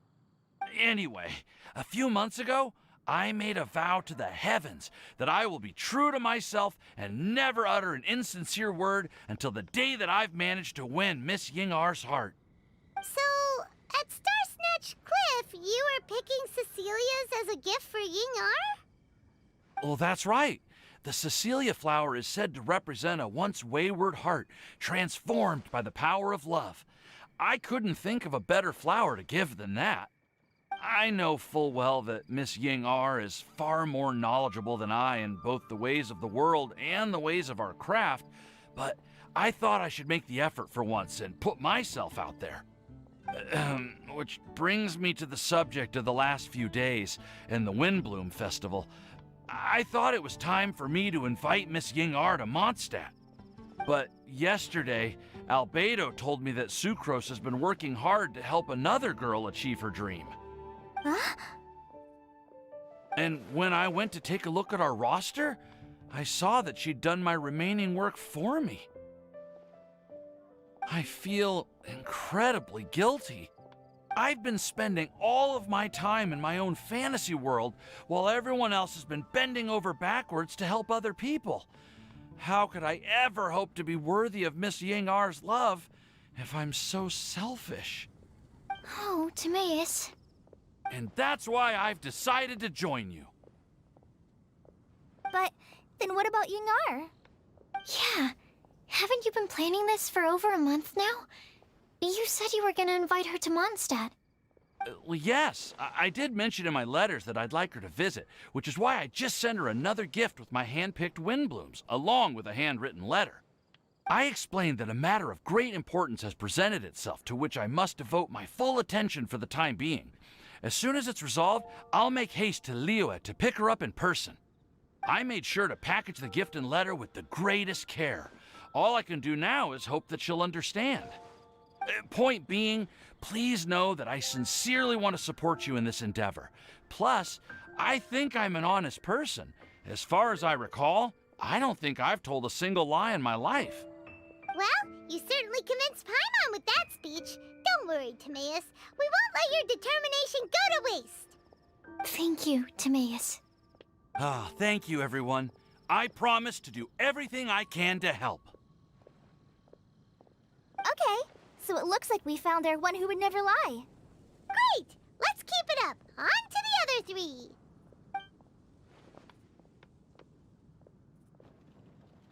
Okay, Paimon will do the honors. Ahem. We have with us here the flower, the guide, the legend, and Timaeus. Huh? Why did you only say Timaeus' name? You should say my name, too. All right. We also have Klee. That's me! With Klee here, this all somehow feels like we're getting ready for a field trip. There's nothing wrong with a more relaxed atmosphere, is there? Of course. We will soon see if my hypothesis has any merit. Actually, I'm still feeling a little nervous. Me too. But weren't you all fired up just a moment ago? Yeah, you're right. Okay, let's do this. Actually, I'm a little worried too. Deep breaths. Deep breaths. I know what you're feeling. Saying anything becomes so much harder when there are so many people watching. Well, does anyone know the exact location of where we're headed, or should I do a reading on my scry glass? According to the prophecy, once we've figured out the answer, we should test it at the Lantern of Utmost Joy. Wait, but where is this lantern? Oh, we know something about that. What?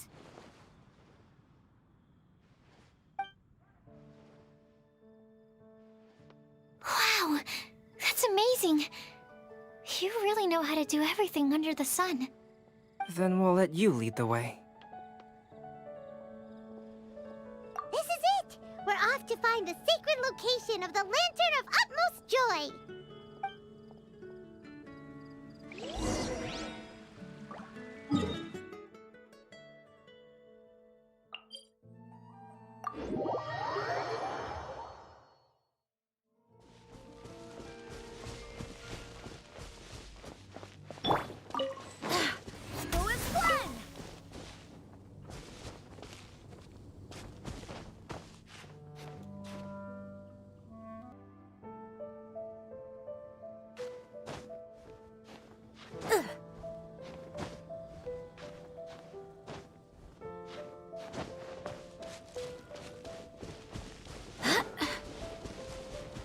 According to the map, it should be somewhere around here. Let me take a look. Oh, it should be right up ahead.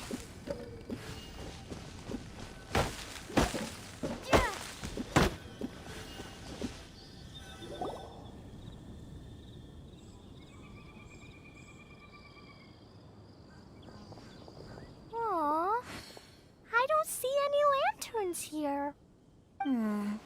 Now that I think about it, the prophecy didn't say anything about what the Lantern of Utmost Joy actually looks like, right? Maybe we've overlooked something? Traveler, are you trying to figure out something else from the paper?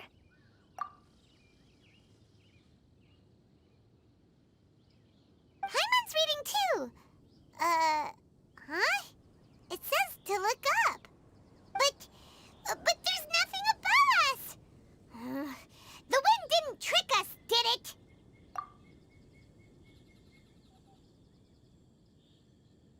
Place the squirrel on the back of the pointy-eared cat and a pious puppy will open the doors to show you the way. Huh. Paimon read the whole thing out loud, but nothing's happening. Look! Look! The wind is blowing! What a strong wind current. Let's ride it up and see where it leads us. Huh? We'll have to fly up there?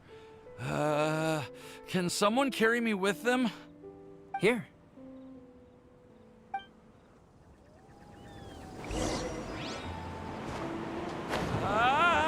This is the first time I've ever flown like this!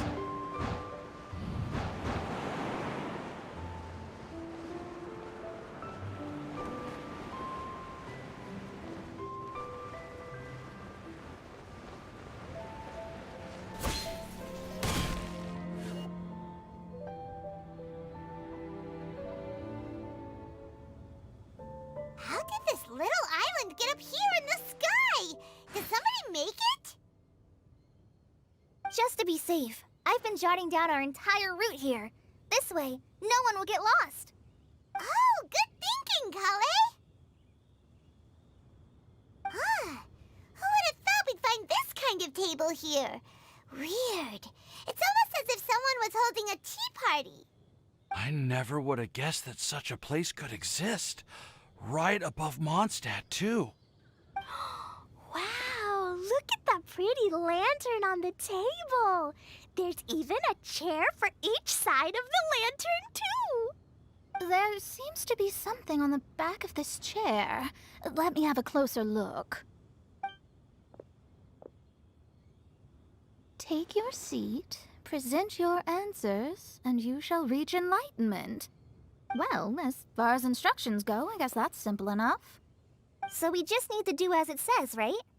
Wait a second. Huh? What is it, Albedo?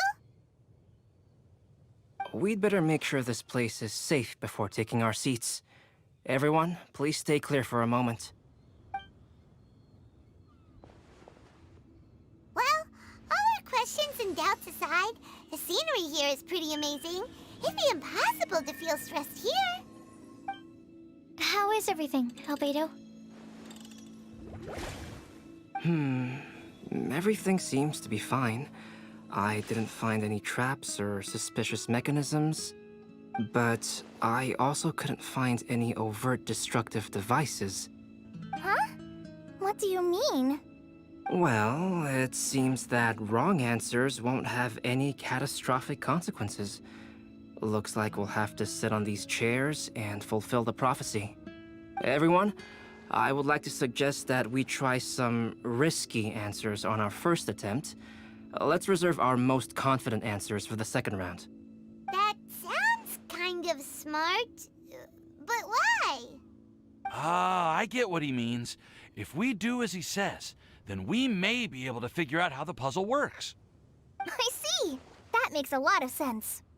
Mona, is there something wrong? You're not looking too good. Oh, are you hungry? I brought some snacks. Thank you for offering, Klee, but that's not quite it. While Albedo was checking just now, I gave my scryglass a spin hoping to find some information. But there's a strange aura to this place. It's almost as if someone has been staring at me as soon as we stepped foot in here. But if nothing here has actually been physically tampered with, then... no. Could that person be...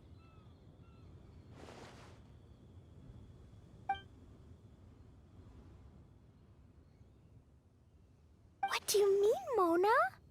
Who could it be? Never mind. It's not like I've got any proof. Don't leave us on the edge like this, Mona. I'll just do what Albedo said. Yes, let's test the hypothesis together, Klee. Come on, join us, Mona. Oh, all right. Okay, then I'll answer the first question. If someone were to ask me to find a flower that is not of this world... You can do it, Sucrose.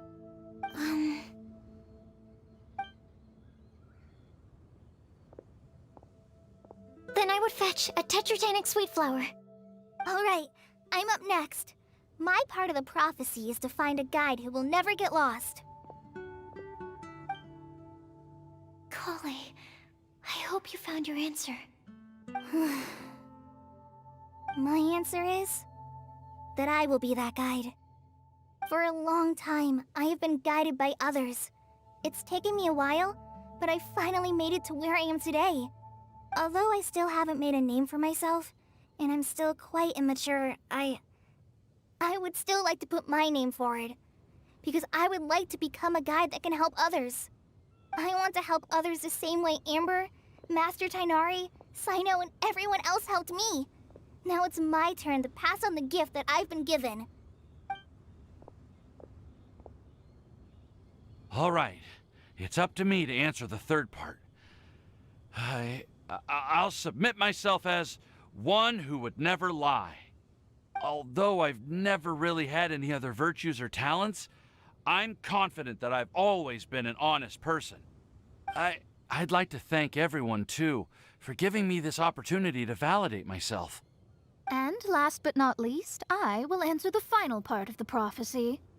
There's no tale more befitting the title of a legend that never ends than our fates as human beings. Wait! The lantern just lit up! Whoa! All four sides of the lantern are glowing!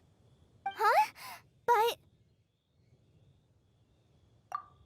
Kale, could I ask you to stand up for a second? Oh, alright.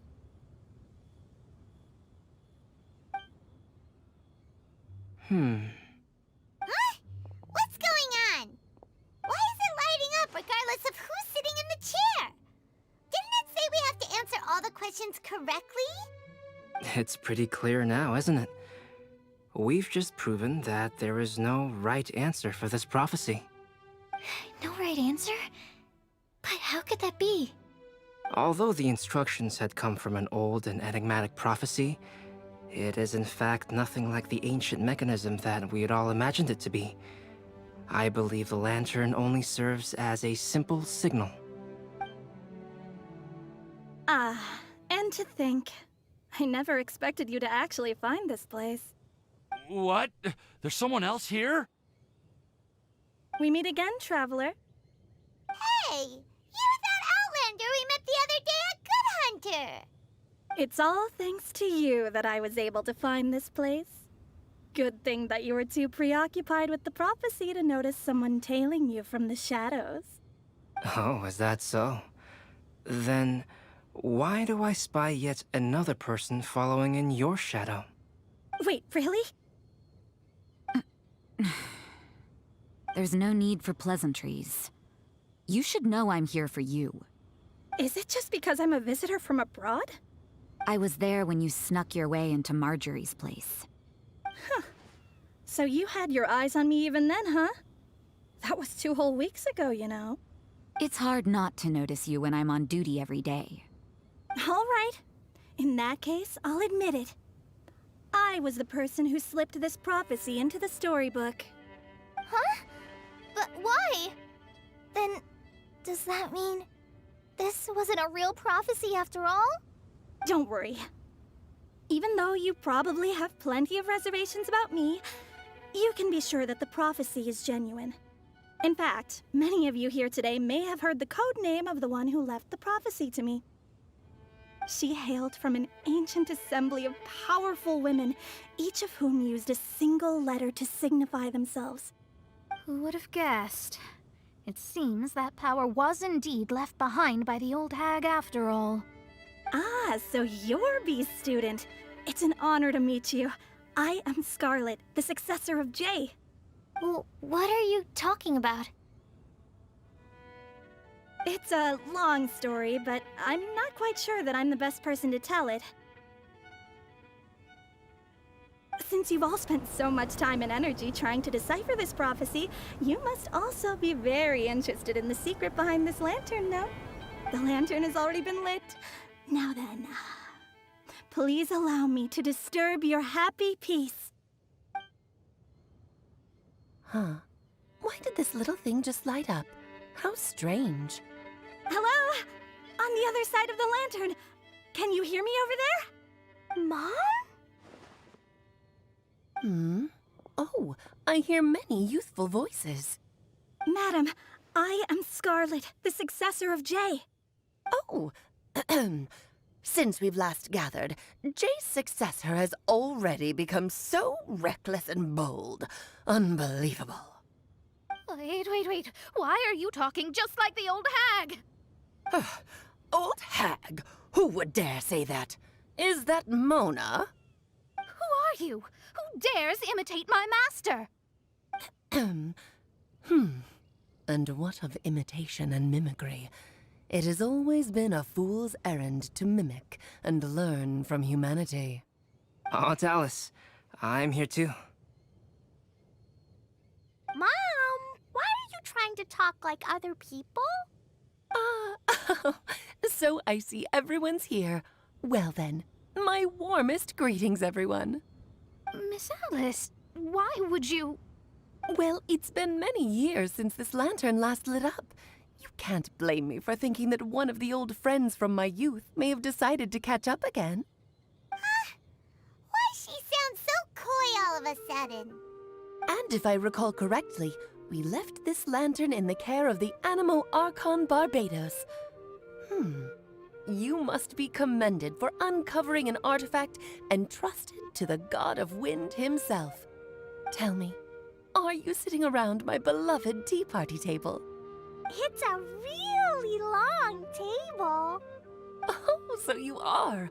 I suppose this means even the Animo Archon has granted you entry to this place. Was all of this Scarlet's doing? Wait. Paimon's completely lost now. So what was this assembly you were talking about earlier? Oh, Miss Alice, would it be all right to leave the explanation of that to you? Well, you should be rewarded for making it all the way up here and activating the lantern. Now then, let me tell you a long and ancient story. Ever heard of the Hexenzirkel? As the spooky name suggests, it's a secret society. Once upon a time, it even challenged the Animo Archon himself. But he replied, "Let us make music, not war, and resolve our conflicts through song." From then on, the mages would only ever convene in the woods, in the skies, or on the edges of cliffs. At these tea parties, they discussed their stories and secrets and resolved their differences, as the tea and cakes bore witness to their pledge never to fight amongst themselves. Yesterday, I snuffed out the life of my beloved. He had grown old and was extremely sick. He loved me dearly, so I took his fate in my hands and ended his pain. I'm raising a son. Of all the children I had, he's the only one left. But I suppose that still makes me a mother. My lifespan is nothing compared to yours, so I wish to leave you with my storybook. Actually, maybe you can pass it on to your children one day. Oh, this looks interesting. Let me scry.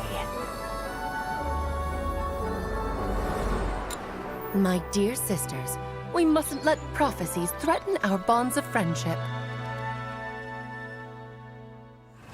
Even the most frightening witch was once a little girl, and growing up can be so tough. Sometimes we all need to vent our troubles to the wind.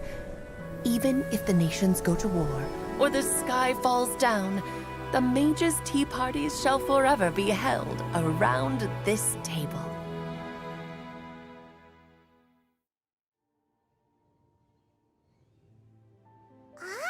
So this is where the legendary mages held their meetings. That's right.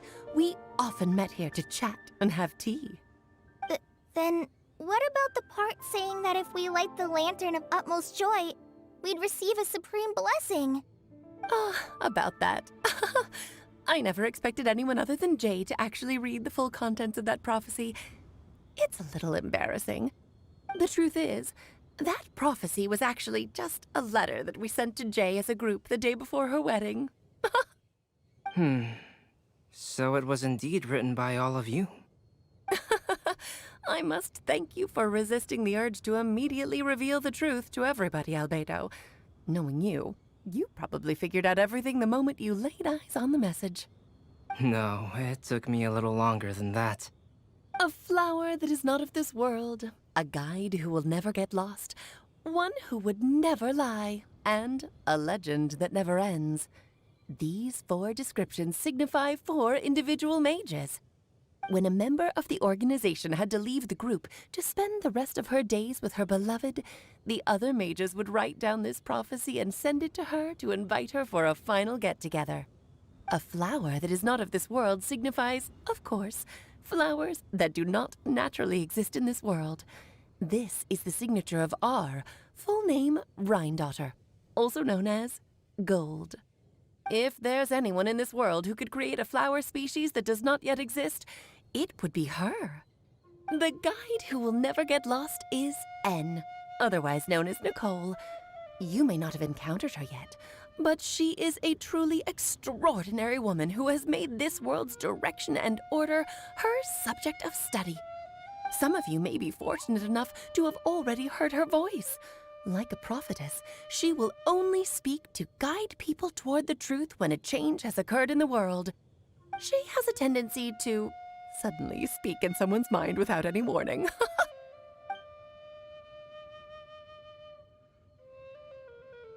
If one day you would be unfortunate enough to run into a truly dangerous situation, she may use her voice to guide the way forward for you. Who would have guessed that there are so many mysterious women in this world and that they would all know each other? The one who would never lie is me. I hope no one would take offense. It's just that I, Alice, or A for short, have always had a soft spot for those with sincerity and candor. As for a legend that never ends, you may not know M in person, but you've likely encountered one of her works. Have any of you ever read The Boar Princess? Huh? I'm pretty sure every child in Mondstadt has read that book. It's also one of my favorite stories. M was an exceptional human writer who used her prose to teach me the meaning of grief. Don't you think such a person would deserve a seat at the mage's table? Paimon's getting more and more lost. It may sound hard to believe, but I can attest to everything that Alice has said. Jay was also a mortal who aged and passed on, leaving her title to her students and followers. Alice, you've never acknowledged any of Jay's successors. It's now been centuries since the first of us took on her mantle. I've always wanted to meet you. Do you also want to become a mage? Title aside, I think I'm more interested in the meaning and purpose of the Hexen Circle. I used to think that the Hexen Circle was a group of women who could control the very fate of this world. But now, I've seen for myself that besides Jay, many other ordinary people were also among you. Do you think less of us now? No, not at all. My interest has been piqued, and I'm now even more drawn towards the idea of becoming a mage. You're right. I've never acknowledged any of Jay's successors. But you are different. You are much more fascinating than any of your predecessors. Oh, has someone finally piqued Aunt Alice's interest? Now is not a good time, Scarlet, but as soon as I am able, I will seek you out for a meeting. I want you to tell me all about Jay's married life back in her hometown. So the mage who received the prophecy letter from all of you was Jay? She left the Hexen Circle after getting married? Precisely. There was only one way the letter could have been interpreted. She would have known what we meant as soon as she saw the message. We were just asking one thing of her. Please come to see us again. Before you go and settle forever with your happiness, please come share some of it with your best friends and sisters. So, the Supreme Blessing actually meant... All journeys are fleeting and will eventually come to an end. What will give us the most fulfillment and happiness in the end are those who will greet us at our journey's destination. Dear child, I believe you can also understand what I am talking about. We women will always have many troubles and encounter pains and frustrations that will keep us up at night. But no matter how hard things may become, we will cross mountains and oceans to see our best friends again, regardless of how many years have passed or how far the distance may be. As long as we can be with our beloved friends, our hearts will be filled with joy. To us mages, that's what being supremely blessed is all about. Oh. I still don't get it, but I do know that all the mages are Mom's best friends. If you ask how I see it, the Hexen Circle is just a group of ladies that I spent my youth with. Anyway, I'll introduce some of the other members to you all later. I still have a few things to attend to, so this will have to do for today. Bye, Mom. Todoko says bye, too. Goodbye, darling, and farewell to all of our other friends as well. I'm sure we'll see each other again. Oh, now that I think of it, isn't it getting close to that time of year? Yes, it's Windbloom again, Alice. It's also a special anniversary date. I'm sure you still remember. Yes, I do remember now. It was on this day many, many years ago that Jay tied the knot. Ah, just in time for the Festival of Love and Freedom. Everyone, please enjoy this year's Windbloom Festival to the fullest.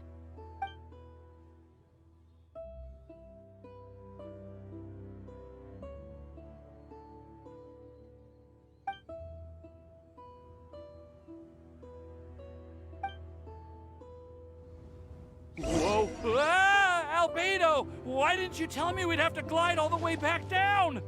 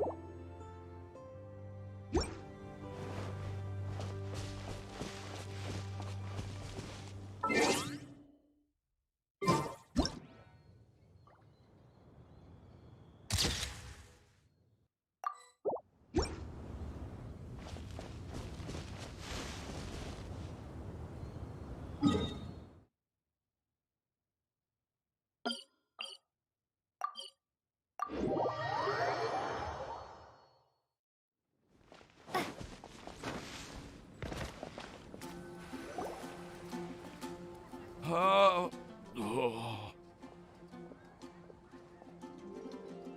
Are you okay, Timaeus? Maybe you'd feel better if you just, let it out. I'm fine, I'm fine. I'm just, a little glider sick, that's all. You may want to look into getting your own gliding license when you have the time. It might prove helpful to you. Okay. Sure thing. It sounds like you've still got something on your mind. Why don't you tell us? We're all happy to listen. It's nothing, really. It's just... Well, Alice's story was really interesting and romantic. I won't argue about that. But still, the whole thing wasn't quite what I was hoping for. Of course, I didn't actually expect the supreme blessing to be real, but... Don't say that. None of this was your fault, Timaeus. Honestly, it's more on me for having agreed to be the Windbloom Festival Special Ambassador. Had I not asked for everyone's help... If anything, it should be my fault for finding that prophecy. Oh, no. I didn't mean to blame the two of you either. I just feel like... this whole adventure didn't really end on a high note, and we also didn't really get anything out of it. But I'd say we still learned something new. Well, that aside, Timaeus, you still need to go to Liyue to apologize to Yinger, right? Do you want Kale and I to accompany you? Oh, Miss Ying-ar. Well, I mean... I just really don't want her to get mad at me. Now that I've come back to my senses, I really don't know what I should do. Hey, you three? You may want to look over there. Huh? Miss Ying-ar? Oh, so that's Miss Ying-ar? I've never met her before. Yep, that's her. And she actually came all the way to Mondstadt. I am so sorry, Miss Ying-ar, but how did you... I mean... Are you so happy just to see me? Of course I am. I'm so happy that, I don't, sorry. I was ready to give you a harsh scolding, but now that I've seen you like this, I suppose I could let you off the hook this time. You said you couldn't come to pick me up because of a very important matter, right? Well then, of course I had to come and find you instead. Should we go see how they're doing? Oh, I wouldn't. You'll get hit by a forest boar if you interrupt a couple's romantic conversation. Oh, really? We'll just leave them alone then.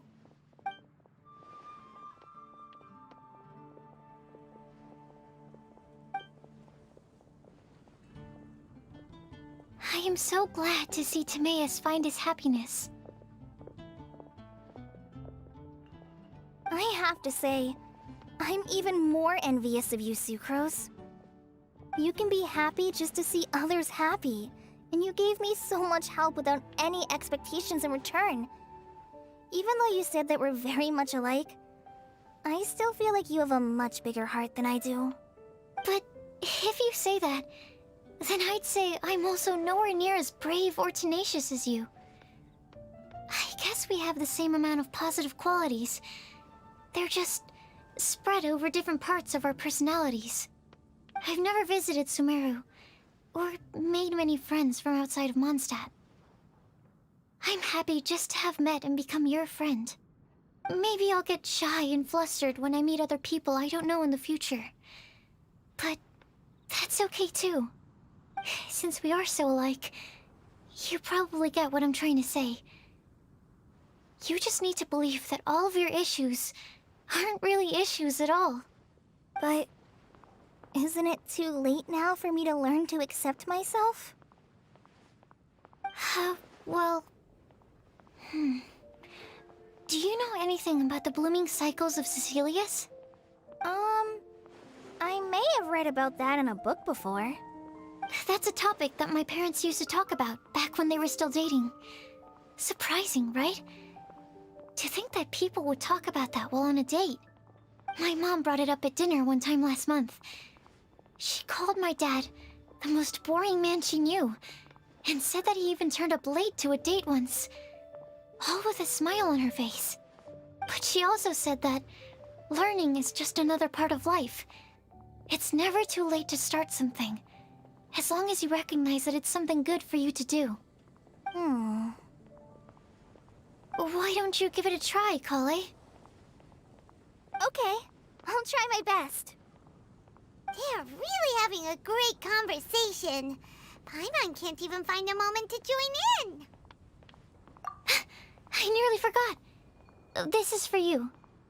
This texture... Are these seeds? Yep. I believe I mentioned my sweet flower research to you before. These are the seeds of the sweet flower cultivars that I've worked on.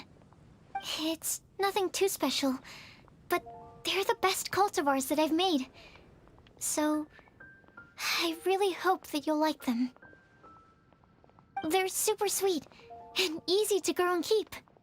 I'm also submitting them as my wind blooms for this year. I wish that the Animo Archon could also see how lovely they are. Thank you. I'll plant them in the Avidia forest and take good care of them. Kale, please take these notes with you. I've heard that you've been working hard on your studies, so I've prepared some study materials for you at Sucrose's request. Feel free to look through them whenever you can find the time. Mondstadt's doors will always remain open to you. Thank you so much. Really, I don't know what to say. I'm just really happy. Ah! Sucrose! Now's your chance! Didn't you want to collect a breath of joy? You're right. I almost forgot. Kale, can you exhale once into this test tube? I will save this breath of joy and use it in my research. Oh, really? May I? Of course.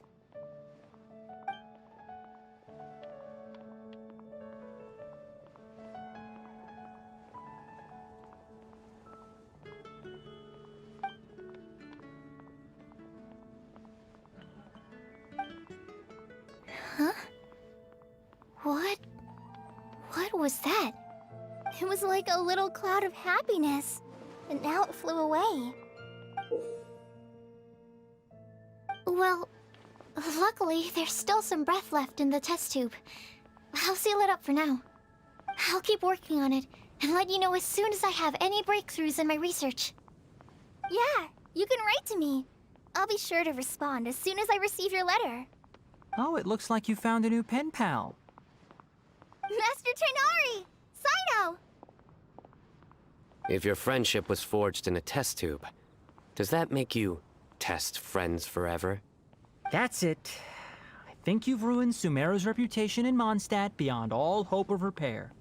All that matters is that I've enjoyed Mondstadt immensely. The dragon here possesses a majestic form. Oh, that reminds me. Traveler, this card back is for you. Sino wanted you to have one for yourself. If I had to guess, I'd say he probably wants you to use it if you challenge him to a duel. I'm a master of the game. Do you dare challenge me? Can you believe this guy? Huh. Let's knock him off his high horse. Wait! I've got something to give you, too. Huh? Kale has a gift for us? Yeah! I figured I should follow local Mondstadt customs and prepared a few small things themed after the Windbloom Festival. I made these bookmarks from Sumeru roses at the hotel. I want to give them to Amber, Master Tainari, and Sino. During Windbloom, Mondstadters offer flowers to the people most important to them. You three are family to me. But Tainari said that we're not anything like an academic family. He wouldn't write joint papers with us. Well, in this case, we can consider ourselves as regular siblings. And that should be just fine. I agree. Oh, and here are some Padisara seeds as well. These are for the Traveler, Paimon, and everyone else from Mondstadt. Whoa, are these really for us? So, are these your chosen Windblooms? Mm-hmm, one of them. Both Padisauras and Sumeru roses are my Windblooms. Although they're not native to Mondstadt, they are the flowers that can best express my feelings. I want to give them to the people I feel thankful for. To those who I wish to accompany as we greet more seasons and future Windblooms together. The real blessing in life is when you are surrounded by people who you'd miss day and night, and who you'd want to see even if that meant crossing mountains and oceans to do so. I'm so happy to hear you say that. Sucrose, do you see that cloud over there? Huh? Doesn't it look just like your test tube?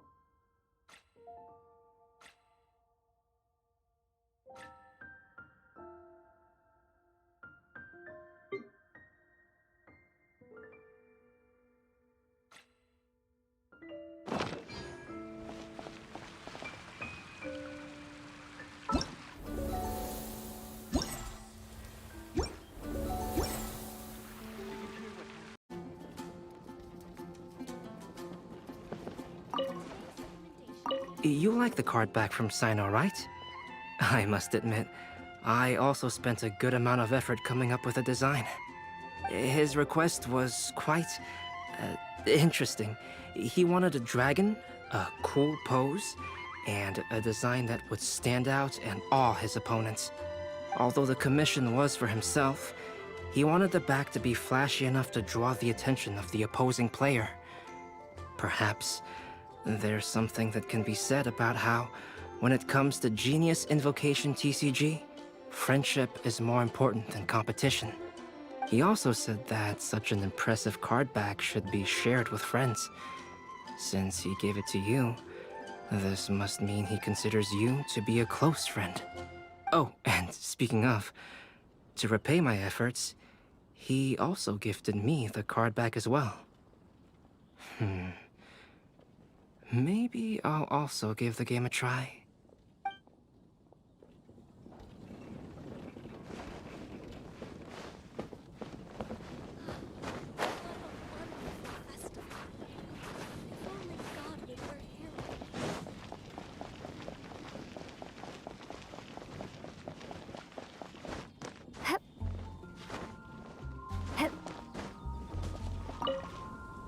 Kale, Sucrose!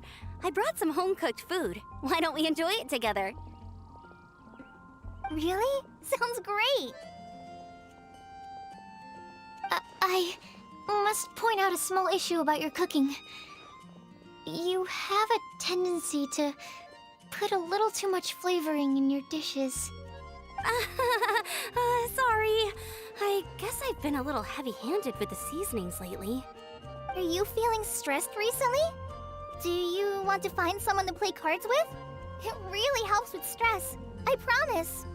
Oh, that sounds like a good idea. If I recall, both you and Sucrose are pretty good players, right? Oh yeah, we are.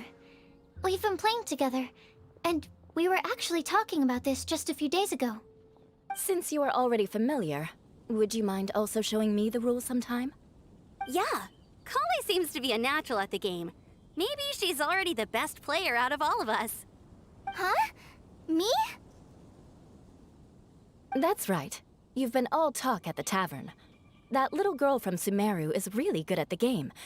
If I can find the chance, I would love to test my skills against her. Really? Isn't that great, Kale? You've become a TCG celebrity. Oh,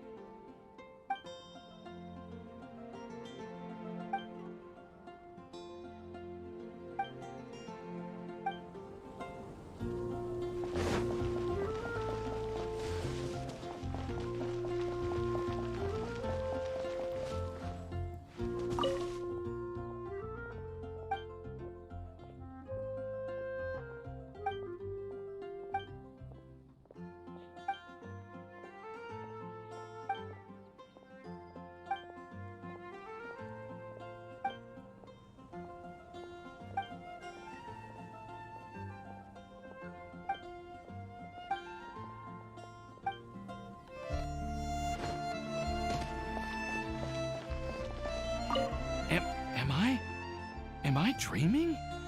Miss Ying-ar, you really came all the way to Mondstadt to see me? Why were you willing to make the trip? I still can't believe it. Why wouldn't I want to come see you, It's not like a quick trip from Liyue to Mondstadt is completely unheard of or anything. Also, isn't it time for you to drop the miss and just call me Ying-ar? Ying-ar.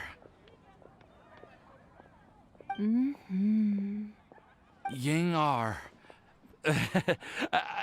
I think I still need some time to get used to calling you that. Look at you, already so flustered. And we're just getting started. No, I'm just overwhelmed with happiness. Thank you so much for coming to see me for Windbloom.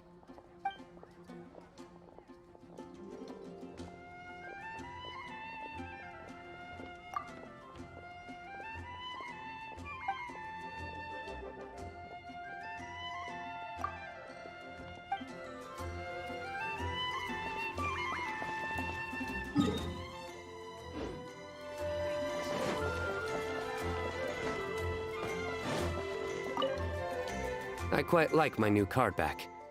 It goes perfectly with my deck. I take it you've also received your card back?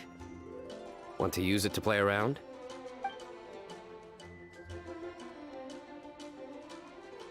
No problem. Just come find me again when you're ready.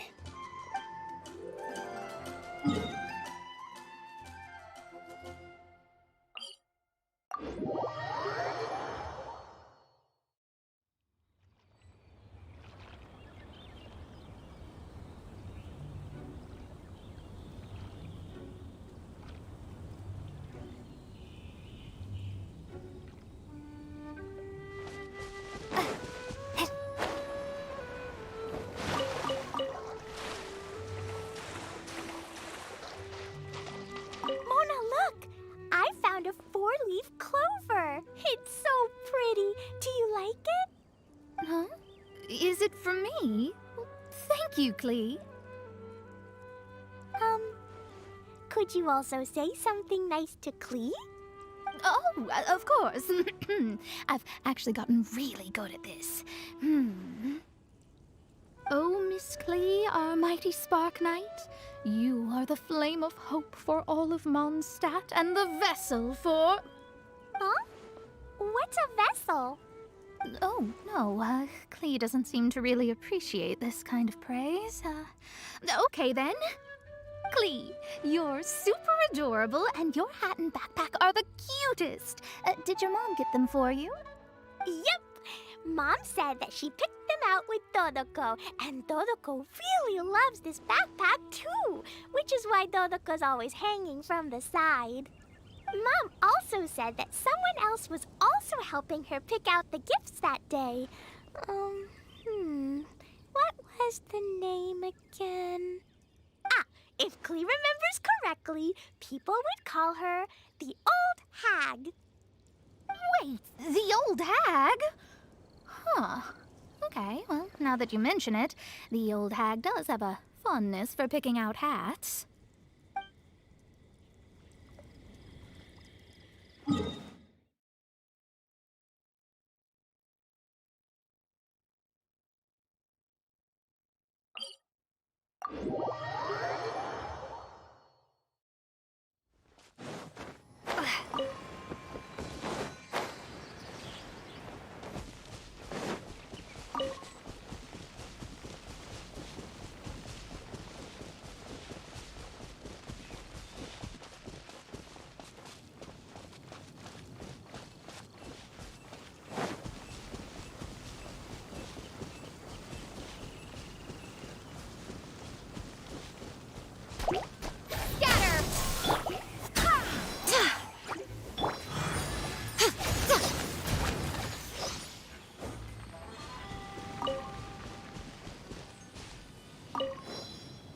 Thank you so much for your surveying tips.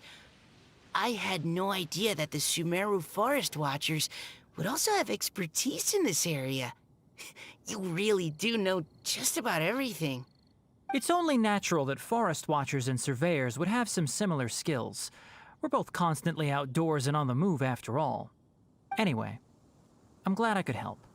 If I can find a chance, I'd love to pay a visit to Sumeru as well. I've heard that the terrain is quite complicated there, and it'd be a treat to see it for myself. Yes, complicated is indeed one way to put it. Visitors often get lost when they visit Sumeru for the first time, and they have a tendency to pick all kinds of mushrooms and fruits in the rainforest without discretion. We get a lot of people here picking Phalanima mushrooms as well. Actually, Have you ever tried adding them to a recipe? They are quite bland by themselves, but perhaps the taste can be improved if they're cooked together with other ingredients. I've never tried that myself, but now that you mention it, I do want to give it a try. I'm quite curious too. Would you like to pick some together later?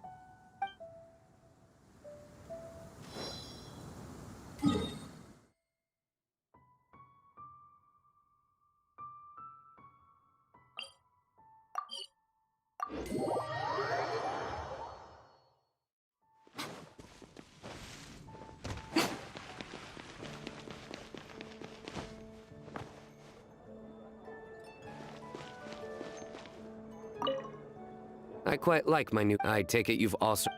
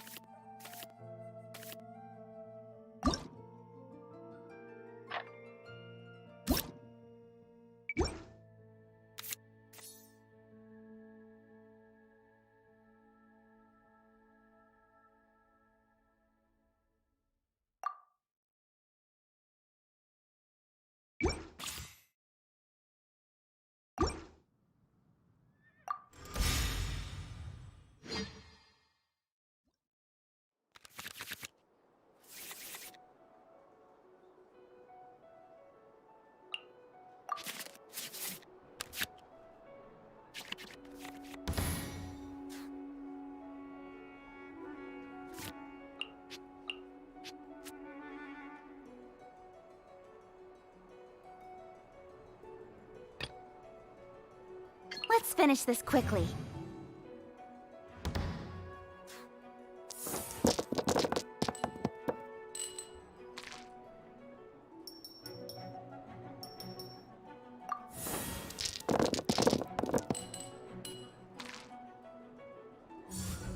You stand condemned!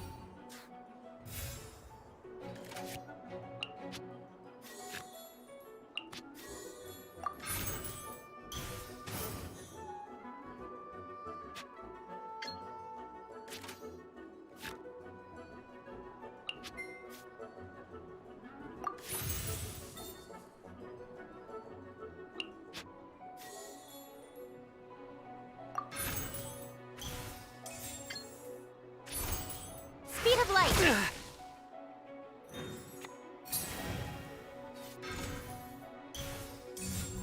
Surrender!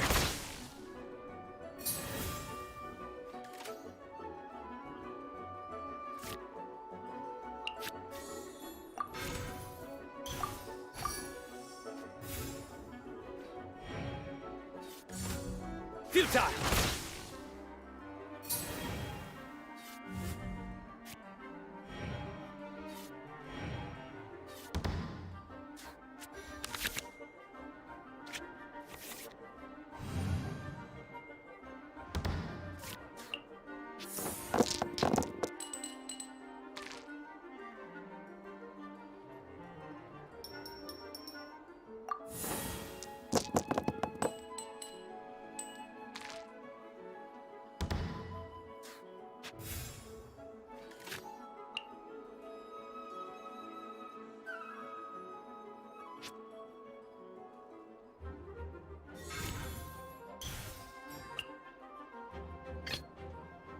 I won't hold you back.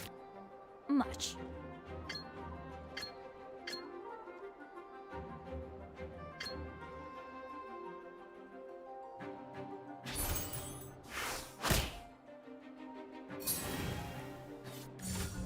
Get out of here!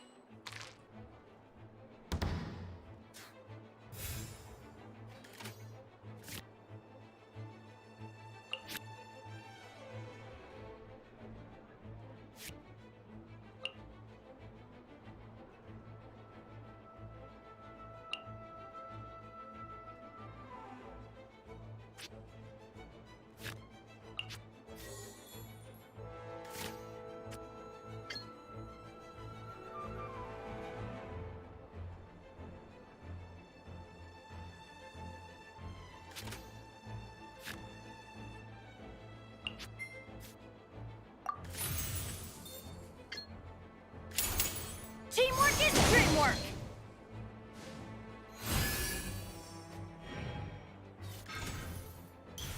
This ends now.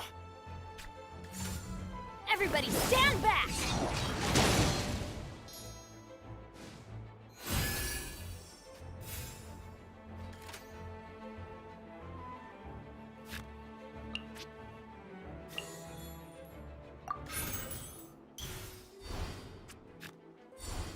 Incoming! Ow! Couldn't break the curse. Good judgment call.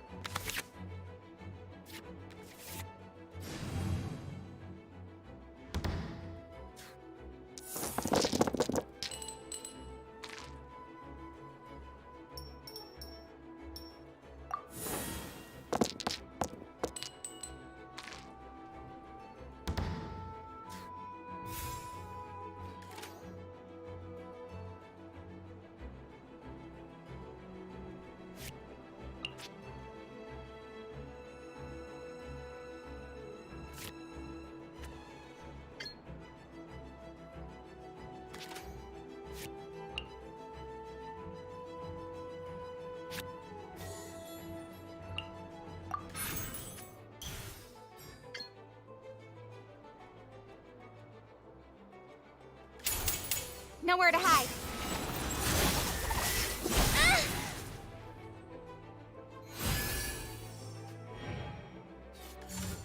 Hi!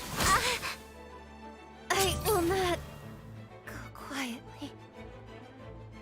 I await your instruction. Don't get cocky.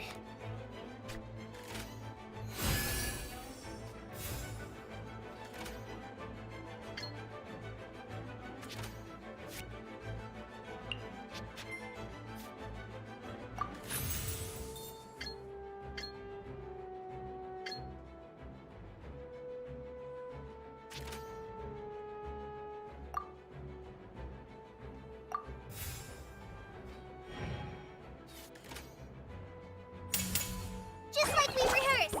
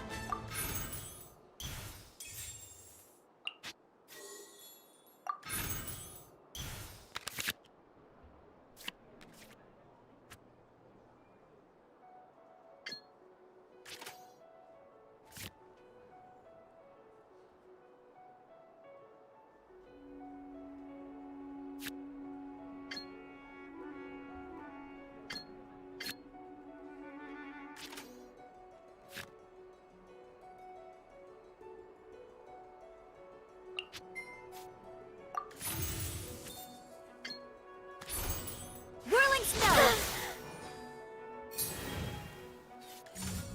Go!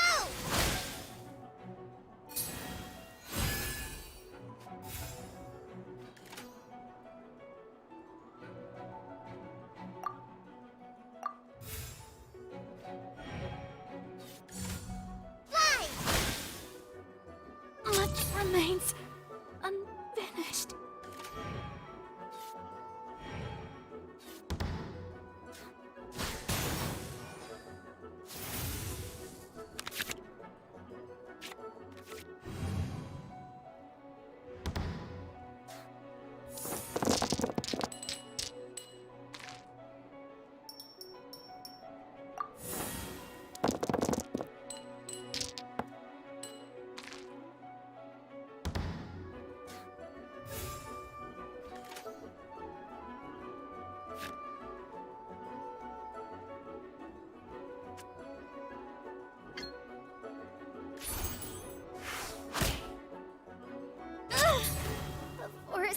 You have spirit. Your sins weigh upon your soul. Couldn't break the curse.